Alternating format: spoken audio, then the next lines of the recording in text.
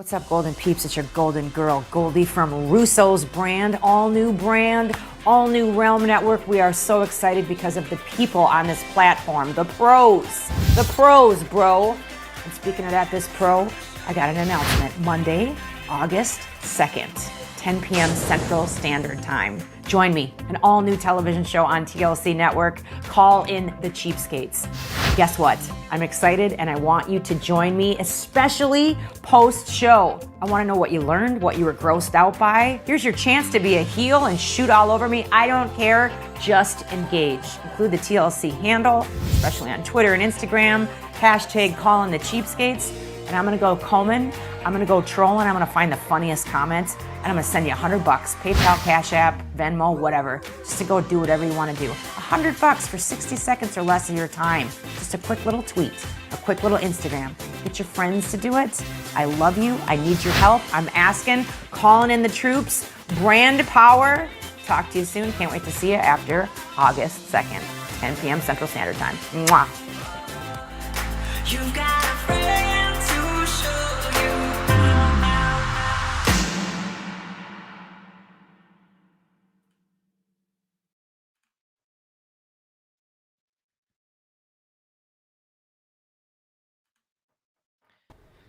WWE are back in the saddle. SmackDown decided that contracts don't matter anymore. Sasha Banks returns and... Oh, I forgot what I was going to say. I can't believe what just happened. I've just went blank. You know why? Because $100 is in the mix if you watch Bring In The Cheapskates this Monday on TLC. Welcome to the Smack Attack. I will get back in action, don't you worry. Money James McIver alongside not my partner in crime, John Enright. He is not here this week. I am joined by the vet, Jamie Williams, from the Impact Attack, from Next Level. How are we doing, my man? Welcome back. We loved having you here. It's an absolute pleasure. Thanks for coming back on board for this weekend. Likewise. Yes, I am definitely. This is. I'm just gonna have to make this my third show now. Apparently, I guess Yeah. I'm just. If I can do, I could just be on every single show. If I do, what's it called? Light the Fuse next week, then I'll get a clean sweep of all the review shows on HMG. So, Oh my God, you're slowly like taking over. yeah. Oh, come on. I'm going for hammies. Oh, James, you know, I'm going for hammies. I think I'm basically a shoe-in for newcomer or rookie of the year, whatever that one is. Yeah. And I'm gonna have to get personality too. I'm gonna have to take that one. Sorry, Ted. It's Ted the trailer. You're not on enough shows, Ted. You can't compete.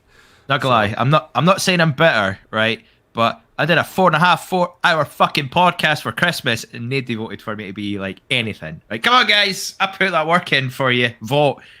Not better at all. Not no issues with that. Man, you're on that side of the world. You're just sort of forgotten, tucked away in the. You know, Oh, Scotland so it's a somewhere, racism thing then? Is that what it is? I don't know if Scottish is a race per se, but just, you know, definitely a minority in terms of like our. But we're pretty diverse here. We're pretty diverse. Speaking of diverse, you got Big Ray over here accusing me of stuff again already. Can we ban him? Is it too early to ban him already? Like, I don't know. Let's see how it goes. I don't know. Okay. Like, how does it work? Because you know what? Like, Goldy Locks is opening the front door with this Bring In The the Cheapskates on Monday, and you can say whatever you want and you can win $100.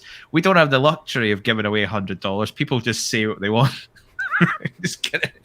right. It's like, hey, so you never know. We might get some fun comments for that. The chat's already bouncing. I'm liking this. Hello, no always day, do, worth to we always remember. do. Thanks for coming back in. Another one of the regulars that does this here. I love seeing the live chat when we do these shows. You know that you get some weird conversations now and again, like when you're trying to have like a serious breakdown of like a segment on SmackDown or a promo, and you want to try and go through the nuts and bolts of it, and then people are talking about like traffic in Canada or like Nigeria and who runs the place. Nigeria. It's so bizarre, and I love it. It's what makes it happen. Yeah. And Skeletor kicking about in this chat. He got to get his Skeletor. And in case you didn't check it out, Big Ray was on the rewind with Rad Rob talking about 80s cartoons. Yeah. or just any of those cartoons that they, nostalgia trips and stuff like that. So Yeah. so check that out if you didn't see it. But yeah, I love the regulars. I love the fans. They always, they get off in their own little side conversations and stuff. And, don't think that just because we don't respond to you all doesn't mean we don't see you, because we see you. But we, sometimes our shows, we get a little into the weeds and the shows go a little long as it is. And if we respond to everything you guys were saying, it'd go even longer. So don't feel like we see you. And speak of the devil, here's Canada Spaceman. He's got to be like an all-time. He's a Hall of Famer. Oh, yeah. Don't you worry, my friend. I've got something for you later on. Don't you worry. I've got you in mind for later on. I'm not going to wait too much on that. But yeah, what I also like about the chat, I know we're talking about the chat, weird thing to come up with, but everyone checks in on each other now and again. There's people that have like a, hey, how you doing? How you been keeping? Like, this is like their weekly catch up with each other through the chat, which is awesome. Right. I absolutely love seeing things like that. It brings up your day a little bit, doesn't it? A little bit, yeah. It's a nice community, but we need a bigger community too. So if you guys are enjoying this and you know anybody else who would, just send them our way. I know everybody can't just watch YouTube all day, or they don't have time to listen to hours and hours of podcasts. But if you can think of anybody, just make a recommendation. And I don't want to sound competitive, but I want those locker room numbers. That's what I'm going for. That's my goal. Locker room numbers on a Saturday. We need a Stevie Richards to get numbers like that. Oh, we do. How do you look with your shirt off, James? How do I look with my shirt off? Well, I'm talking about, like, if you want to compete with Stevie Richards. I'm never going to get close. Nowhere near. I could do all the Stevie Richards fitness in the world, in the universe. I could do the bands. I could do these yoga things. I could do all these fitness on his YouTube channel, his brand new Stevie Richards YouTube channel. You should check that out as well. I will go and check all that stuff out, and I would still not get close to what he's doing. He's an absolute unit. He's amazing. Like, just ripped. Well, I would say he's the backbone of what we do here, right? I mean, oh yeah, he brings, like, he right off the bat, he brings a legitimacy to our entire operation. I know. I always find it like bonkers. Like, here's me sitting in Fife, Scotland, and like there's like a possible line of communication with Stevie Richards, someone like you grew up watching. Mm-hmm. Like, I remember like 99 when he came in with the Blue Meanie and seeing all that stuff and the right to censor thing. And I remember being a kid but proper hating him. Who's the right to censor? Right. And then you grow up and you're like, holy fuck, I watched you on TV. And he's like, we're on the team. We're on the same team. We're in together. It's bananas. And I never say that enough on this thing, being like almost an outsider in a weird way. Like, you've got all the pros, you've got yourself, Ben, Stevie, Big Ray's been in the industry for years. We worked with Bill Apter, and I think that we actually talked about that the other day. And there's so many like big names on just Hammy Media Group, let alone the Realm Network that we're going to be working with here. And then there's just this guy just floating about, like, happening, guys. but you gotta, you always have to carry yourself like you belong here, which you do. And not mark out, you're a professional, and you deserve to be here. And but that's what's cool. I mean, everybody's got, no matter where you look in the podcasting game, you've got some wrestler somewhere, and then you've got some guy you never heard of making it happen, because a lot of us are clueless on how to get this stuff up and running. I mean, I'm not the tech guy. I rely on you producers and stuff for all the shows that I do, and I just basically say, where do you need me? I'm the talent. I'm not the behind the scenes production. You know what I mean? But you need both to make it work, right? So but yeah, and Stevie's such a humble guy too, because he's quietly had an amazing wrestling career. He downplays it. He doesn't really talk about it that much, but you think about, he's worked in every company that there is. He's lasted in every company there is. He was memorable in every company that there was. He may not have always been doing what he wanted to be doing at the time, or he felt like he could have contributed more, but that has not anything to do with his failings or lack of ability. It's just the companies that have failed him in whatever way. You know what I mean? So it's really cool. He's a guy that everybody knows, that is a wrestling fan, even if you're not aware of everything he did, you had to know Stevie Richards from somewhere. So he's cool, but I mean, he's like a big part of the team, but we are all a team, and we all make this happen, and it's been really fun working with you guys. I've just started in January, so yeah. I see no end in sight. We're only getting bigger. I don't even think, correct me if I'm wrong, but like, what other sort of like network of professionals and wrestling related and tangential people, like personalities, is there out there? Most people are doing their own thing. It's like Conrad's got an umbrella of guys that he works with, but Conrad's got like top tier mates, is what he's got. Right. You see him doing podcasts, but he's not quite doing what HMG is doing, and the brand is doing. This is kind of like a merger of sorts. With the HMG and the brand coming up pretty soon to be on the Realm Network. But Conrad does what he does very specifically, and he does have the top tier talent. But I can't think of any other group. What other like conglomerate is out there doing stuff like this? Probably nobody. Not very many, because now you have a lot of sort of, it's more journalists kind of bonding together and things like that. Whereas I quite like this dynamic where like you have like myself being a fan, I can watch it as a fan. Obviously, I kind of bring in my sort of theatre background and things like that, and that's my kind of more forte and knowledge. But to have a guy that just loves to watch wrestling, have a laugh, and then with a pro like yourself and bringing those together, it's so unique.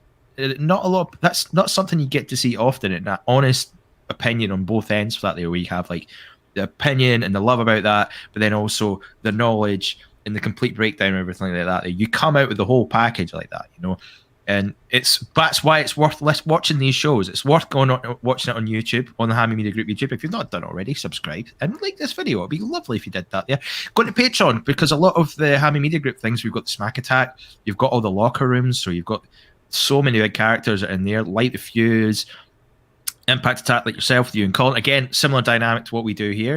Pro knows what they're doing, and a fan who's kind of working their way up a little bit.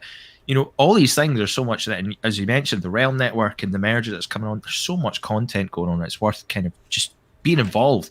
And when you go into the Facebook group as well, I suppose it's a big plug for what we do, but like, you go in the Facebook group as well, everyone's there.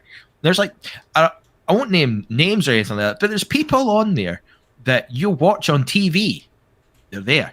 They might not make themselves known. They might not do anything like that, but they watch. They're part of that community, and that's special. That not a lot of groups get to do. Not a lot of communities. We're a community in ourselves that does so many different things. So it's brilliant. It's absolutely brilliant to see that there. So, oh yeah, I got to bring up Canada Spaceman's comic. When's the locker room? No, it's peaceful then. Fucking God about that. I'm not gonna lie. So happy for them that they're doing another thing, but it's like, God, that when they mentioned they were closing that down, I was like, fuck. I was looking forward to my shout outs every week, but hey ho. But it's great. I think it's something that we chase, and I think doing the live shows for the Smackdown for me shows that off really well, because you get to see the community in action. Mm-hmm. You don't have to wait for a poster or something like that to come. Everyone's there, and we have a chat. So it's great times. Putting you all over, guys. We are not ignoring you. We're putting you right over because you're quality. Every last one of you, even Big Ray. Even if the vet doesn't agree with me, but that's your thing. Well, Big Ray is Big Ray is great. If Big Ray was great, I wouldn't have agreed to work with him. It's just that he needs to get banned every once in a while. That's all. That's the only thing. It's just because you're great doesn't mean you can't get banned, and just because you get banned doesn't mean you're not great. He's totally. And hopefully he's good. Now I don't know if you saw this, but we were discussing him entering that little TikTok challenge or whatever to win a trip to SummerSlam, which sounds more of a punishment to me. Oh, is this whole like ring announcer thing? Yeah, the ring announcer thing, and he said he's considering it and he's been working on it. So we'll see if he does. But I did think about it, but TikTok is the work of the devil, and I will not go near it with anything. I won't even touch it with a barge pole. Like, I'll watch like the odd clip my girlfriend will send me or my mates will send me. That's it. I'm not downloading that. I'm not going through mindless hours of just the same fucking thing every time. Let's do this dance. Music. Oh my God, it just goes on forever and ever. I can't do TikTok. I just can't. It is the all right. worst.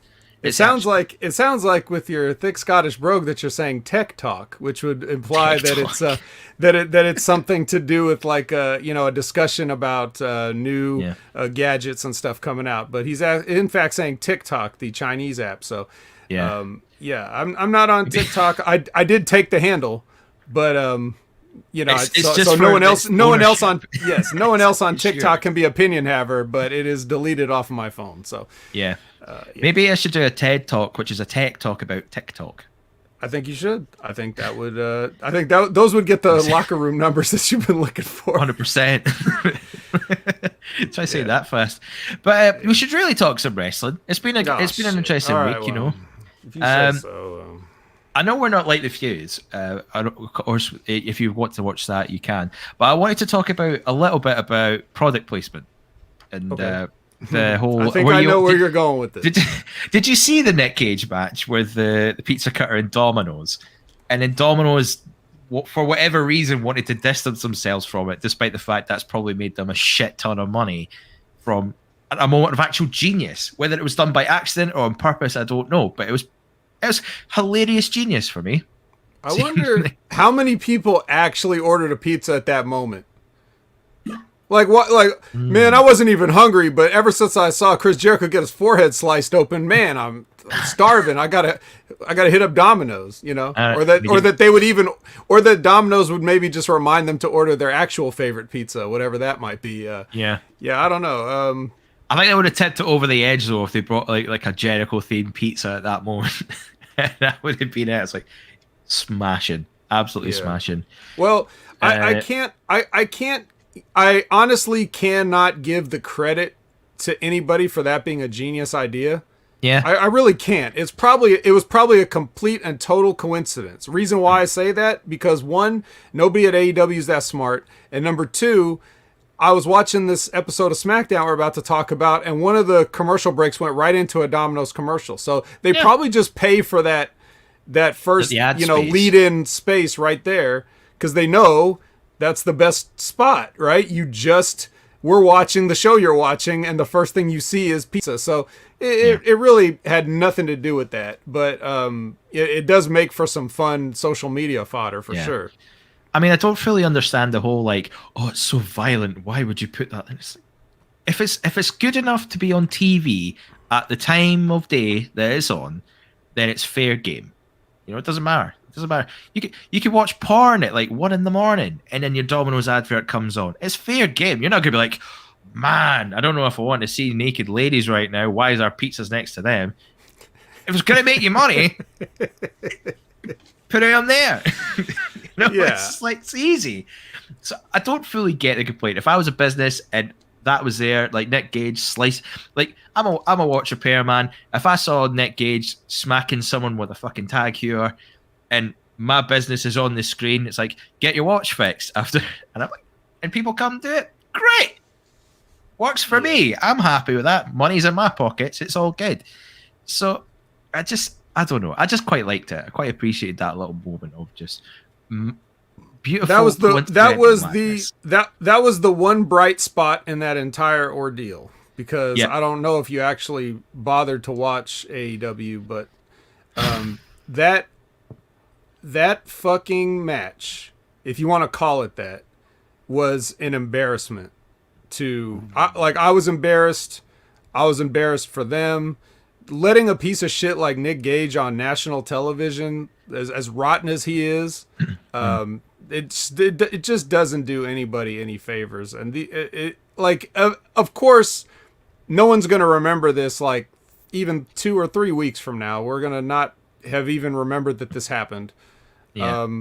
But it's sad, because when people see things like that, then especially people that are anti-wresling or just not fans anymore, or lapsed fans, and then they think about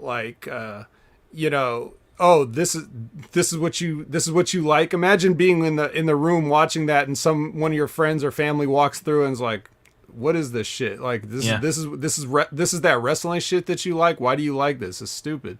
Everybody knows it's not real, and yet here are two guys just bleeding on purpose, You know, the only time that worked is back in the day when people thought Abdullah the Butcher really was from the Sudan and a psycho, and that Fork was really stabbing somebody in the head, and they didn't know any better, so they bought it then. But everybody knows it's exposed now, so now all you can think about is like, these guys are just doing this on purpose for what? Yeah. You know? And this is not what I do. This was not the art that I performed. Anybody can you know, have a backyard wrestling match that doesn't know what they're doing and hit each other with stuff. And let me tell you this, you're not that tough when people are letting you hit them with light tubes. It's not like they were trying to stop you, you know? It's so this did not deserve this platform. Yeah. It seemed like an odd move as well, because you look at this whole Jericho thing, it looks like it's going through his past a little bit. Now we've got Juventud Carrera coming up, and it just seemed like such a strange access to something else, like to have like Nick Gage. It was almost like he saw the Zack Ryder thing or Matt Cardona thing and thought, we can jump on this. Because it was literally right after Matt Cardona won the title, I'm sure, that they announced it, or they were planning it. And it was like, well, he done it, so we could get Jericho to do it. And it just seemed so weird, so weirdly timed, and put it all together. And then you do like get in my belly. There you go, Big Ray. Have that one. But it seems so like people that was so half-hearted too. Not understand what just happened. But it just seems like such a weird kind of move to another angle for someone like Chris Jericho to do that. And he did the Painmaker thing, which I thought was really weird, because I always feel like Jericho's glam rock, you know. And then so you're mixing a bit of glam rock with death metal. They never mix. They don't come together. It doesn't work. So when you have a match like this, fair enough, Jericho gave it his all and he put the effort in. But you're right, it was messy. It was not a match that you'd really expect from AEW. And it probably did a good number on his career. Like, you might not see it now, but, you know, he's in his 40s doing this, Biff. Look, I mean, it's not really about that. Although, you know, I would seriously question letting somebody that unskilled give me a pile driver, but whatever. But like, you know, that was the one thing he did that looked relatively safe. So I'll give him that at least. But I mean, these kind of things aren't that hard. How hard is it to stagger around and hit each other with shit? Like that's he just sort of like did this. He just sort of leaned forward a little bit, and that was him selling. Yeah, he doesn't know how to work. Are you kidding me? Like this is so. It's just, the whole thing was just really bad. It was embarrassing. Jericho's been kind of embarrassing for a long time, and in relation to the Painmaker thing that you're talking about, like I think he thinks that looks way cooler than other people think it does. Yeah. I think people are just humoring him the same way you humor somebody that you've been a fan of them for so long, and then when they start like falling off, you really don't want to admit it or see it. You're like, no, he's still good. He's the GOAT. He's Jericho. It's like, well, he may be one of the GOATs, but he's not infallible. I mean, not everything he does is great, and nothing he's done since he's been in AEW has been great, would I say. And by the way, that Painmaker makeup really is shitty. Like, I don't know if he thinks that looks good or not, or if he's doing it like that on purpose. But like, you know, there's professional face painters that could help you out with some of that makeup, Chris. Just give Sting pull him in the corner and say, could you do this thing? Because I can't. Yeah. Oh my God, Big Ray. Throwing it a bit heavy out there. Jeez, oh. Yes, he's pregnant with boys. So nobody asked, did I hear about Nick Gage's bank robbery? Yes, of course I did. Who hasn't? But in case you forgot, this was all chronicled on the Dark Side of the Ring episode that he was on, where he goes into a bank. I'm bringing this up. Like, this is kind of funny. I want to say it. It's fucking real, by the way. Big Ray saying Jericho's become TNA Ric Flair, and I think he's right. He's really, like, he's at a point where he doesn't need to do this so much, or he doesn't have anything to prove, but he's really just putting himself. I mean, Ric Flair went to TNA after retiring, and he's doing like hardcore matches, cutting himself open, trying to work with X Division guys. Like, he doesn't need to do this. He's got nothing to prove. He's done all the work. So this whole Nick Gage thing is almost on the head with it. That he's doing all these things that he doesn't have to do. He doesn't need to prove himself with this. He doesn't need to give a sounds But bad, but he he does. does. But he does. Gage. He does need to prove himself though, because he's in denial just like his fans are.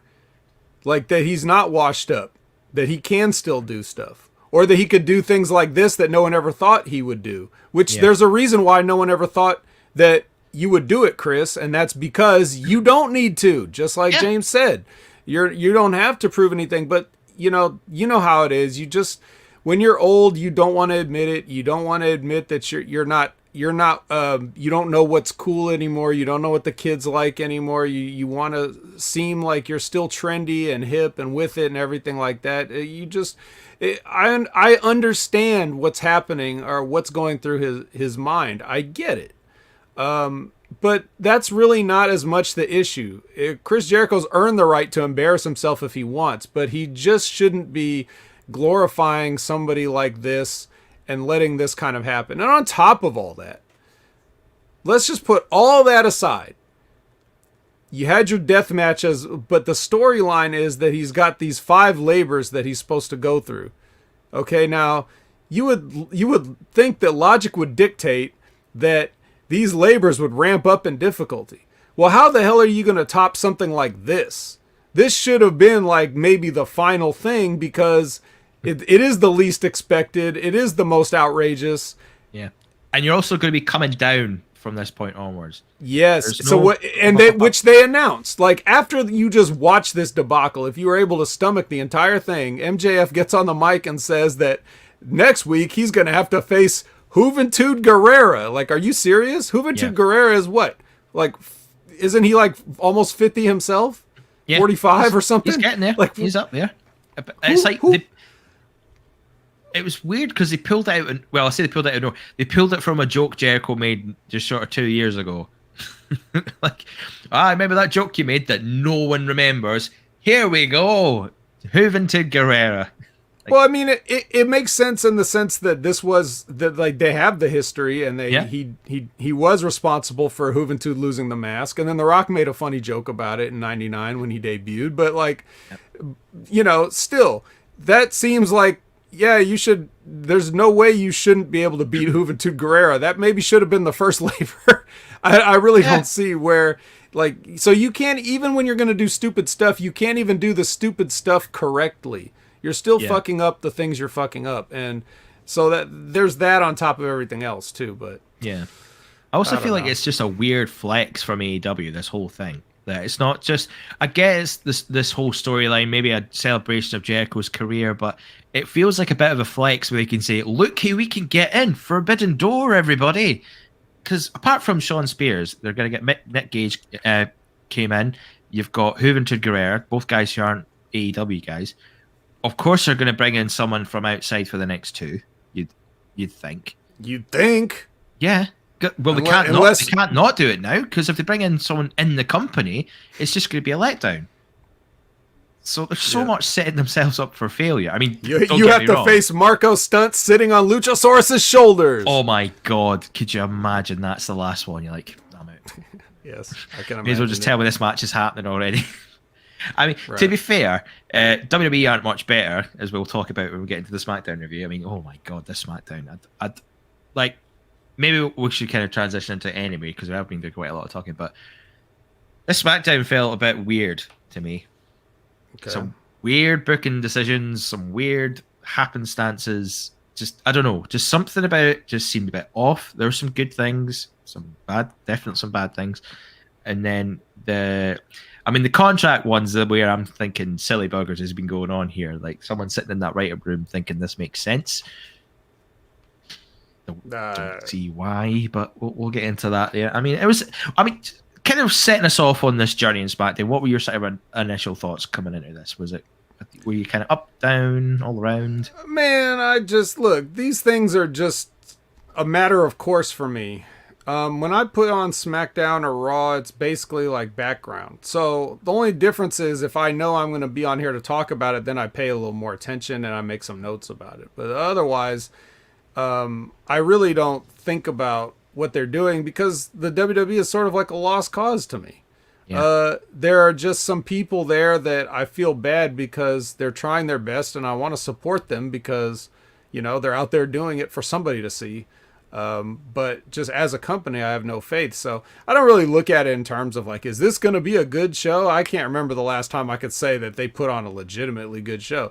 But the fans are still sort of fresh as coming back. And, Minneapolis is a wrestling city, and they're definitely going to be hot. So you won't have to sweeten it too much. So in that sense, it would be kind of intriguing, going in to see how the people are going to react. I feel like they're the most compelling reason to watch the shows now, is to see like not only what are they gonna do, them being the fans, but also how is the WWE going to adjust the kind of laziness that they've been putting forth, because now they have people in the building who will give you an immediate response to the shitty booking that you've been doing, right? So that's where I find this. And I real quick, just not to go back, but just because nobody made this comment, and I saw this comment a couple of times in the AEW Light the Fuse chat. But he says, how about Jericho versus Malenko?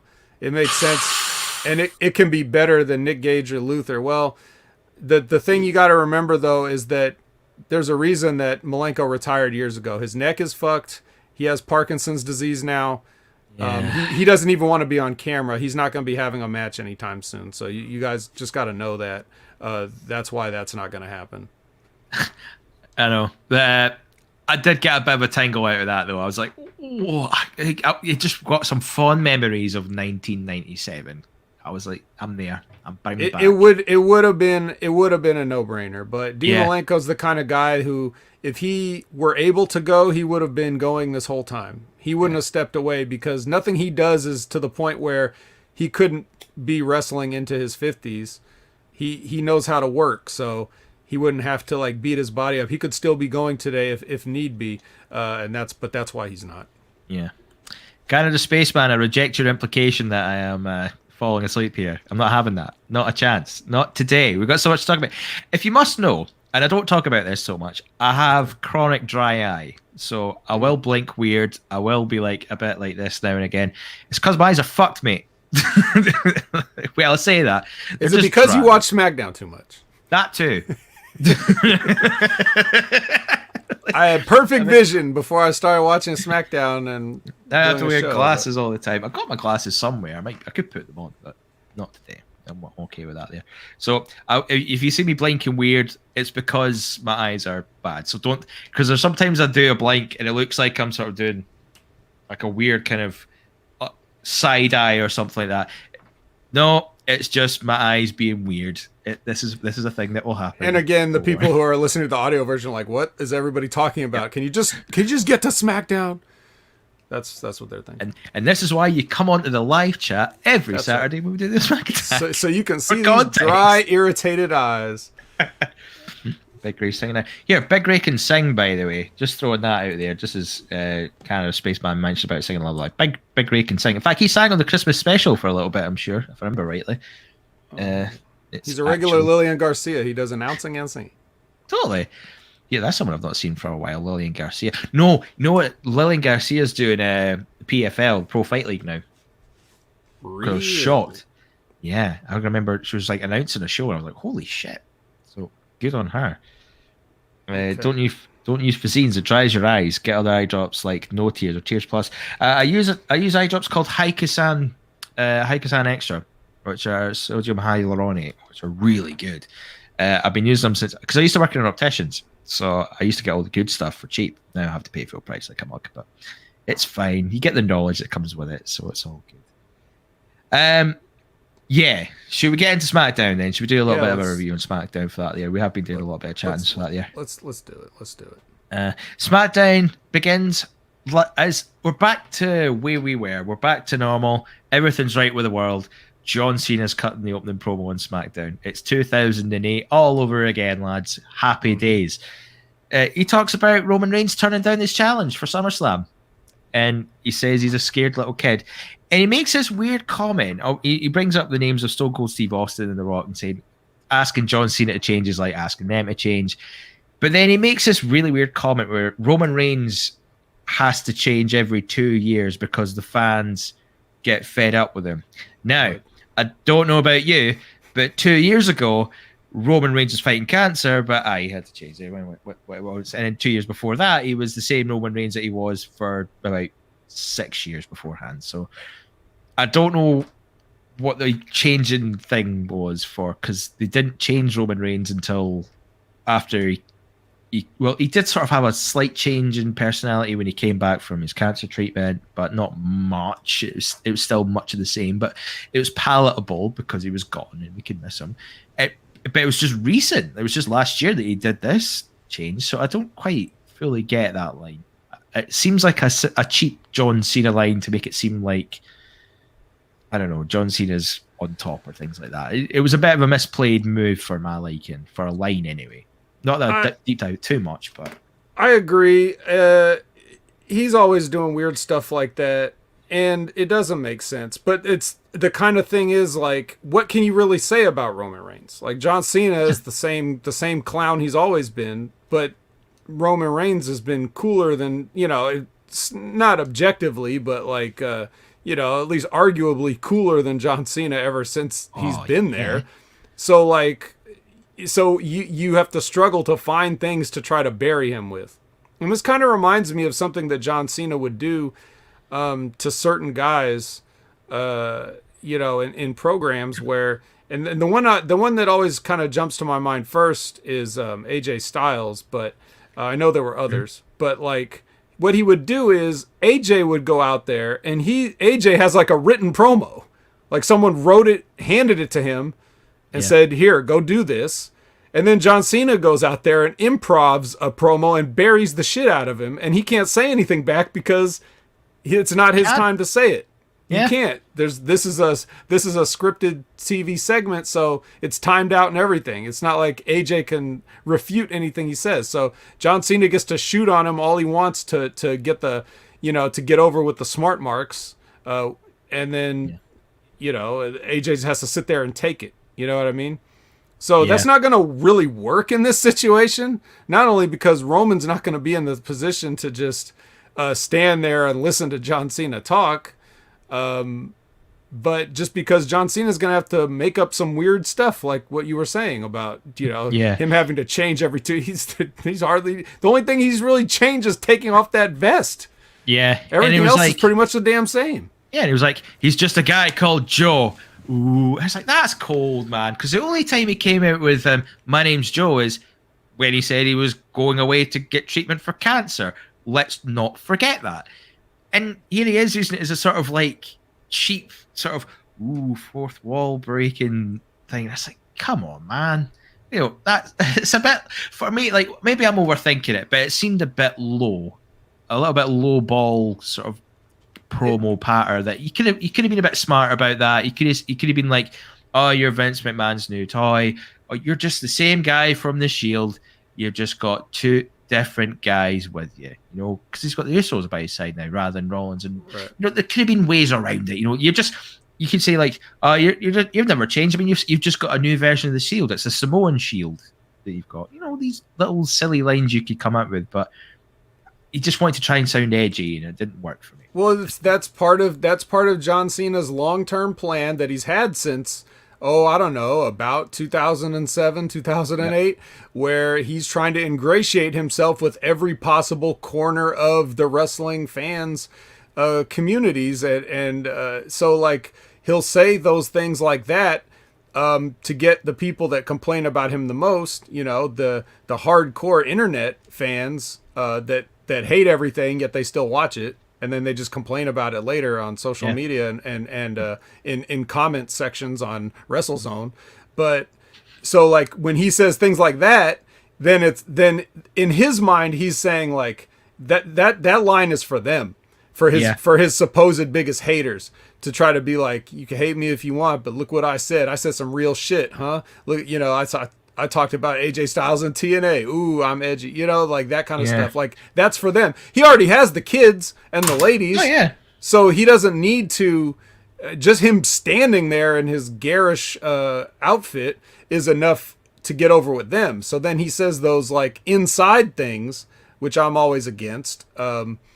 He says those inside things to get over with those smart fans. Yeah, but it's weird though because he doesn't have to do these things now. You know, he's back. The job's done. We're happy to see him. Like a lot, I would say a lot of people would be happy to see him. You know, it's a big name, big match for Roman Reigns, and you know what? Absence make the heart go fonder. And otherwise, he just needs to keep it. I say this a lot. It's simpler than they make it. Something like this where you could just have a basic John Cena promo like they've done for the past couple of weeks, and it's fine. You know, it's not. There's nothing wrong with that. There's nothing objectively wrong with what he does. But then when you start doing the edgy, as you say, edgy things, trying to cater to different sections of fans, it muddies it a little bit, and it kind of took away my interest a tiny bit of the story because I was like, okay, we know where we're going with this, but I wanted a bit like John Cena and the Undertaker. I think that's maybe what they're trying to get. You know, when John Cena was trying to get Undertaker for WrestleMania, he wasn't appearing, he wasn't showing up to the point where we got to WrestleMania, and you're still wondering if this match is going to happen. And he was just taking shots, and it's like I quite like that, but it doesn't work now because Roman Reigns is here, and it's the gamesmanship's a bit different for that, and even more so when you get to later on tonight. So we'll maybe address that a little bit more. We'll move swiftly because Baron Corbin came out now, and I'm liking this. I'm liking his character a little bit now. Although, and I like what he did later on as well, which I'll say I'll kind of break in why he's a little bit as well. I know I'm referring to later on a bit, but he's really getting into this dishevelled poor guy role to the point where I thought he was drunk when he first came out. He was like, "Hey man, just you're famous, you're cool, come on, just help a man out." Well, yeah. And then when he does it, it's like you're the fucking worst, mate. Why even come back? You sell it. Well, you already know how I feel about this whole thing, but it was just like he was trying to get the sympathy, but he still had that little bit of heel about him. He's just digging it in a little bit. So I wouldn't say it's the best, but I had a little chuckle at that. I quite enjoyed it. I mean, you kind of have to, but is it some irony to that chuckle, James? Because it's like, if this stuff wasn't so terrible that you're looking for any little crumb of entertainment out of it, like that's like the enjoyment you get out of that is like meta enjoyment. It's not enjoyment from the scripted entertainment. You know, you're laughing at it because it's like, this is so ridiculous that this whole thing's happening. All I can do is laugh because my only other option is to cry. But the thing about it, what this segment did to me is, and I know I've heard some people assume that they're going to try to turn Baron Corbin. I think even Ben, you know, is on that bandwagon, like they're going to try to make him a babyface. Well, it's never going to happen. Whether they try to or not, it's never going to happen. He proves here in this scene alone, based on the crowd reactions and what happens, that, you know, he proves his case that he's entirely unsympathetic. Yeah. And even when, you know, the story on the page would dictate that these people feel sorry for him, they don't. Because A, they know this is all bullshit, and B, he's never been entertaining in any facet of his career to these people. So they have no reason to get behind him for any reason. Yeah. Although I do kind of slightly agree with Ben's thought on it. I can see them, the way I've got it in my head is they put Corbin on the hero's journey. You know, go from like where he's at now, being poor, acting like he's learned a lesson. He finally maybe pairs up with Kevin Owens, has a buddy sort of thing, couple months where it's all fine. But at the very end, rather than have him being an out-and-out babyface, I like the idea where they flip the script and have him not learn a lesson at all. So he's back to having all these riches, back to being powerful, and he just starts being a dick again. You know, that's what they're going to try to do. Yeah, that is what they're going to do. But so hard to do though. It's entire thing. Well, I mean, it's not even that complex, but to them it is, because you know, as far as like real actual writing and development and stuff, these guys are in diapers. Okay, the WWE, that is. But it's because you can do that story, but the crowd's not going to be with it one step of the way. Nah. They hate Baron Corbin. They always hated Baron Corbin. They're going to continue to hate Baron Corbin. If you try to shove him down their throats as a fan favorite, they're going to hate him even more. I mean, if you have any doubt of that, look at the guys like John Cena and Roman Reigns, for Christ's sake. Look at how the people react to them, or at least half the people react to those guys. Now imagine a guy that nobody ever liked for any period of time, and all of a sudden he's going to go on the hero's journey and we're going to start cheering for him. No, you're not, because Baron Corbin can't pull that off in the actual action department. He can't have a match that people are going to enjoy where he's a babyface. He doesn't know how to have a match where he gets real heat as a heel. His entire heat comes from the fact that he sucks at everything. So, like, that's where the people enjoy, like, they don't really enjoy booing him, but what else are you going to do? You know, his promos are bad. His matches are bad. Everything he does is bad. The only thing he's good at is being tall. So yeah, there's that there. I don't know. I think the work he's done recently is a lot better than what he's done for the longest time. I think promo-wise and character work, it's still not the greatest, but I think there has been clear improvement, and he has jumped into this with both feet, which I can fully appreciate. Well, he doesn't have a fucking choice. But if they were writing, like, now they're not writing to the level that he's performing at. Yeah. Before, they were handing him shit, and it was shit, but it would have been shit no matter who said it. But he made it worse. Now he's like trying to do better, and the level of writing hasn't improved. So, but it wouldn't work. No level of writing could get the fans to like him, and no level of performance improvement is going to make it happen either. He's just stuck in no man's land. And if you want to talk about these recent releases and stuff, I just don't know how he escaped the cut.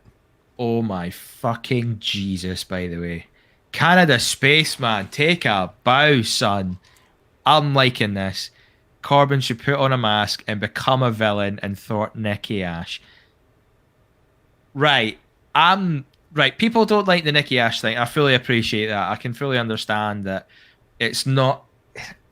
I'm not too keen on it either. I kind of hope... Stick up for your countryman, James. I love her. I think she's doing great stuff, and I think she's doing brilliantly with what she's got. My problem being is that the response doesn't match with the character. I kind of want this to kind of turn Nikki Cross into the Nikki Storm of ICW when she was the best in the galaxy and she was a bastard and it was brilliant.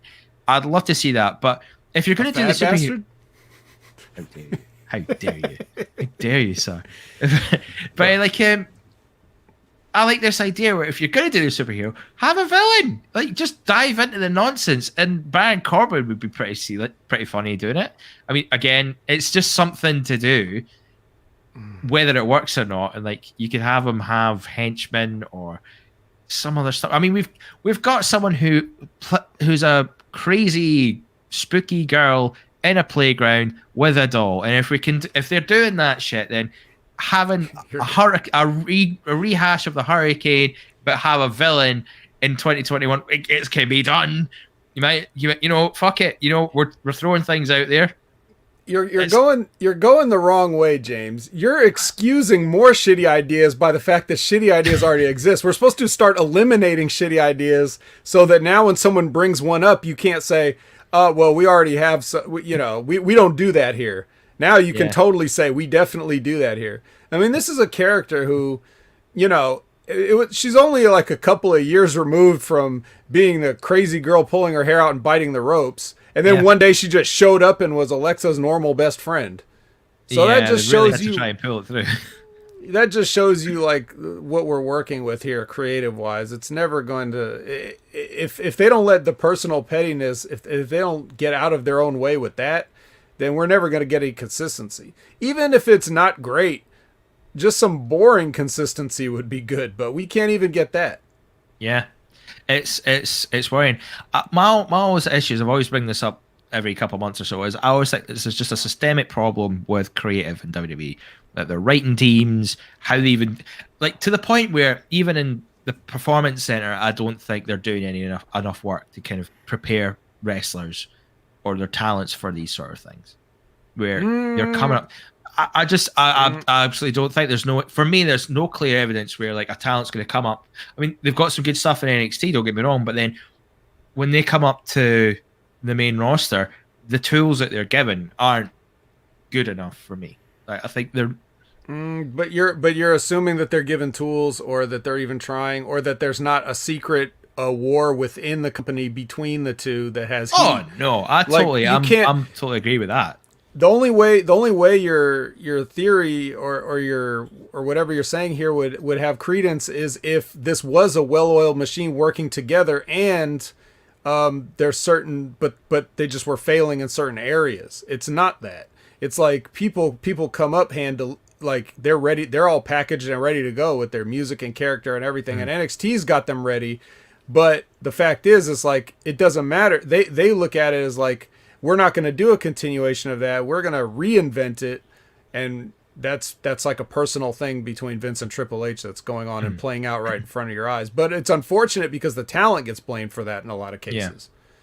You know? But then for me as well, it's like they're bringing in TV writers to do a wrestling show when surely wrestlers would be a better group of people to do a wrestling show.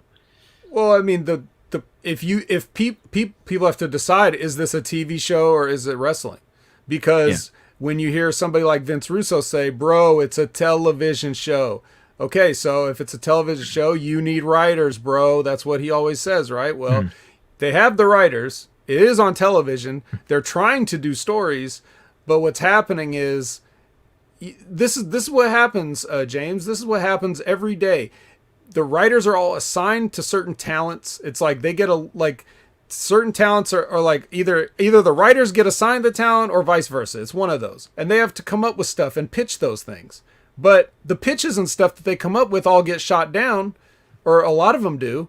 And the only way any of them ever get through is when it's now too late in the day to change anything. So if Vince McMahon can't change his mind in time, they got to go with something, and then that's what gets put on the air.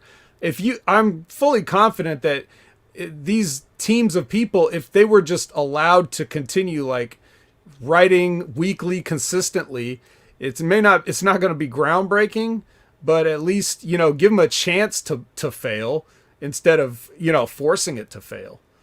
You know, that's what we're not getting. But it's tough being a writer there. I can't lay the blame at their feet because they're not the ones that are ripping up their scripts, you know, 2 hours before it's time to go live. It's scary when you think about it that way as well. Like, if you imagine like being a theatre production and that happened to you, and you were like the Globe Theatre in London, right? And think about you'd want the world to eat you up before you went on stage. It'd be like, nah, I can't. It'd just be.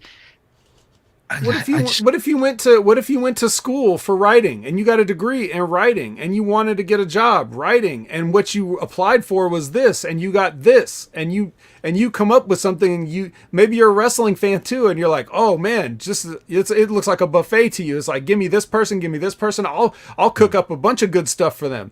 And then you hand your stuff in and it gets crumpled up and thrown in the trash by the guy that fucking wrote No Holds Barred over a weekend with Hulk Hogan in a hotel room full of cocaine. Like, how are you supposed to process that when you've dedicated your entire life to this art, and then you've got this carny person telling you it's not good enough? It's bonkers, isn't it? It's just a sad state of affairs when you think about it. When you put it that way, it really is. And I don't know. My other thing is, we're talking about the ratings. We had people that came out, we had writers come out and said, we don't even need to know who they are. That was the other thing. It's like, so who are we getting in for this job? So there's a lot to dive into. Man, we're only on the first segment. Jesus, wet. We should push on. Rey and Dominic Mysterio. Rey showed a bit of tough love and said that Dominic's been dropping the ball, basically. It's just like, you're making those mistakes, and it's cost us. Yep, that's pretty much it. So Rey decided, you know what, we're going to have a match and I'm going to show you how it's done. And he does. He sure did. Even though in the end, he may not have won without the help of his cheating son. Yeah. Because the son totally cheated. It's almost like it's in the DNA. To our point earlier in the chat, we've got a side conversation about what yoga pants do for women's bodies. Oh my God.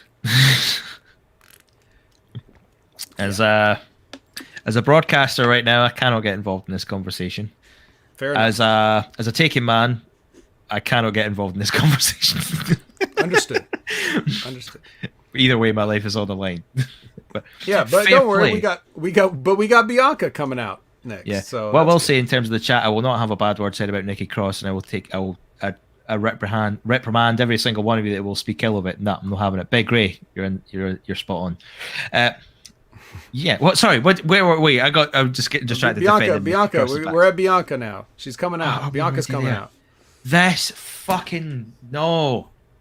This Nope. is again. I hated this. I really did because you had Bianca coming out with an interview with Kayla Braxton, saying some of the things she said about the EST, the usual thing, and she said the last few months have been great.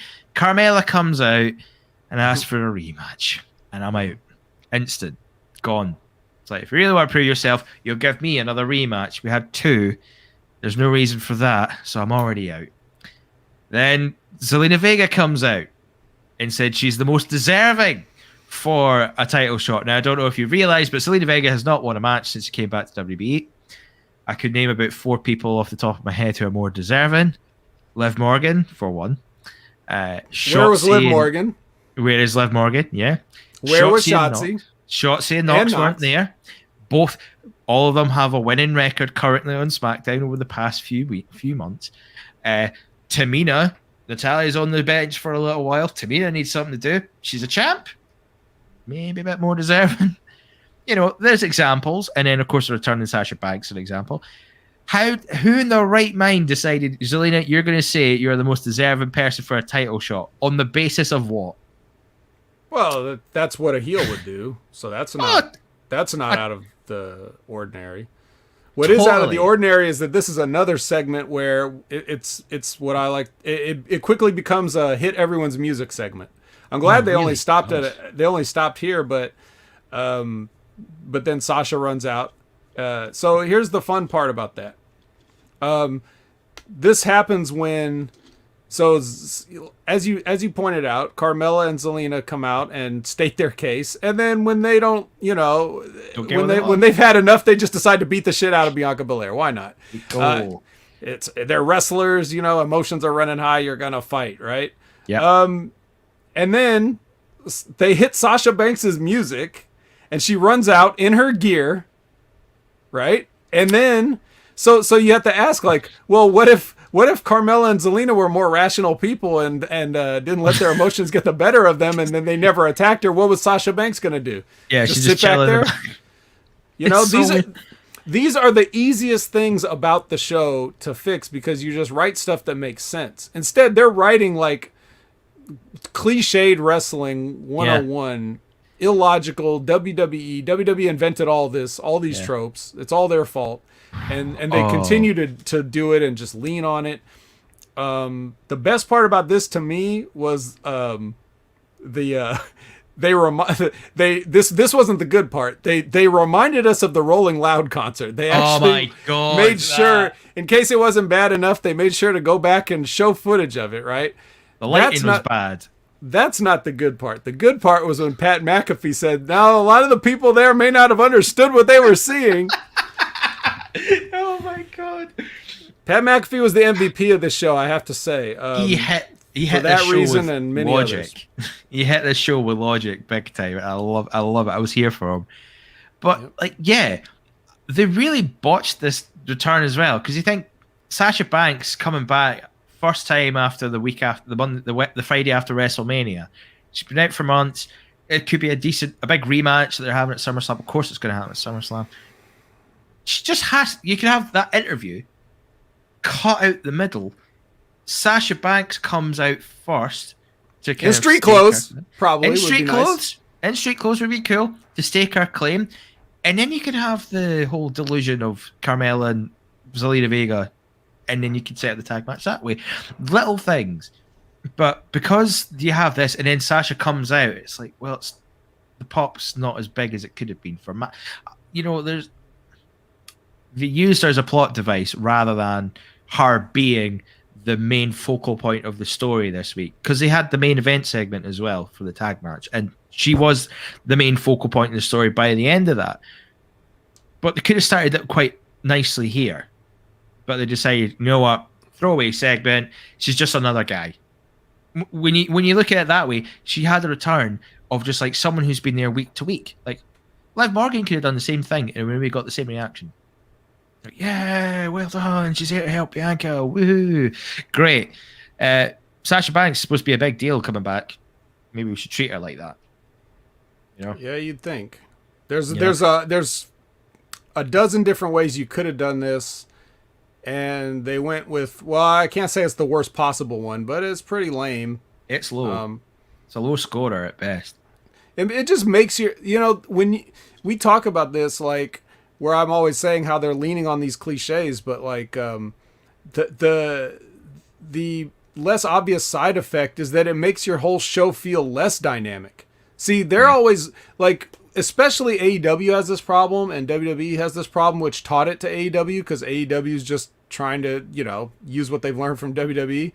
And the problem is they're always trying to be dynamic on the show. They're always trying to have something interesting happen. Somebody can't do a promo without getting interrupted, or someone can't have a match without getting attacked afterwards, or there's got to be a backstage attack or something. Like, they're trying to be like, everything's got to be like boom, boom, boom. But what it does overall is it desensitizes you to things so that it just becomes, again, par for the course. And now we're just we take all these things for granted. Oh, look, a beatdown on poor Bianca Belair. Oh, look, someone came to save her. Oh, it's Sasha Banks. Haven't seen her in a while. That's cool. But again, like you said, not as big as it could have been because this kind of shit happens all the time. So why are we supposed to care? So you have to make your show, I hesitate to use the word boring, but just like more matter of fact and like structured and regimented, like sports, you know what I mean? Like they don't have, every time after like you're a soccer fan. So like every time after a goal, they don't, like, the other team doesn't jump the other guy and stomp him with the cleats and stuff like that. Or if the ref pulls a yellow card, then, or the ref doesn't make triple threat soccer matches in the middle of the match, this team just got off the plane and they're here right now, hit their music, you know what I mean? Like, this shit doesn't happen. So if you just have like a show that's like, you announce the card at the top, like, hey, look, tonight we're gonna have this match, we're gonna hear from this person, we're gonna talk to this person, we'll be on location at this person's house, blah blah blah, and just let people know what they're in for on the show. And then that some people would argue like, oh, well, if none of that looks interesting to people, then they're just going to turn the channel and not watch. Well, guess what? They're not watching anyway, so you might as well try it. Try something different for a change. Totally. And now I feel like they're having to work harder now to make this a big match at SummerSlam. Pretty much. Consequently of that one move is Sasha comes out on her own after Bianca says, I've not got anyone challenged, I'm looking for the next test, and Sasha says, you beat me at WrestleMania, but I'm still good. Like, just some, like, rematches are the in thing now. Conor McGregor fought Dustin Poirier, and Masvidal and Usman had, rematches are big. Rematches are in, and they're easy because you've got stakes. Sasha's got something to prove now. Bianca's the champ. She's had it since WrestleMania. Just bounce off that a little bit. Give him that tension. Don't just make Sasha a heel out of this for the sake of having another heel for a big match. Make it. We were talking about it at length when we had the WrestleMania build, and my big problem with it was they were trying to make it too storyliney when it was like, this should just be the business. This is just, you're the champ, I want your title. I'm coming for you. I'm up and coming, and I'm the champ. I will beat anyone. I'll take it. It was a very, like, you could make it like an actual fight event, like a UFC or a boxing event. It was so easy because of the people that they were. Like, Sasha's the big talent, the big name, the top of the billboard all the time. Bianca Belair, who's a out and out athlete, talented. She's on the rise. It doesn't need this weird storyline in it where they're best pals, and then all of a sudden Sasha, they're doing the whole Reginald thing, which was a mess, and they were like distracted. It's like, no, they just have them eyes on the prize. You don't even need them on SmackDown all the time at that point. You could have just had them once or twice a week, have sit down interviews, promo packages of them training, getting in the zone. But because, as you said, WWE are so regimented in their ways, we have to do things like this. And I think a rematch like this, you could have had like the confrontation there, and Sasha saying, "I'll see you at SummerSlam. I'm getting my title back," and then for the next 2 weeks, you just have sort of hype packages or interviews where they're just talking about that edge that they want to be the best. Now we had Sasha coming back being, I'm your best pal. And then that got ripped away within an hour. And I can't buy it. For me, like watching it, I just can't buy it. Because they're just trying to do too much dynamism, too much action. You know, we're afraid that our audience has too short of an attention span, so we got to just keep throwing things at them, and it doesn't matter if they make sense as long as something's happening. And in the end, it's a self-fulfilling prophecy. Yeah, and I can't even buy into this whole thing. It's like, well, it's entertainment. It's got to be for everyone, for the kids. It's like, well, I think everyone would enjoy it. You know, you want to inspire your kids? Well, here's a legit athlete who's made our way up the top, who can talk, who can wrestle, who can do anything you want her to do. It's easy. But yeah, they never want to do it. Never mind. Spaceman has a comment here. Sasha challenged Carmella to a bra and panties match. Blah, blah, blah. Whatever he says.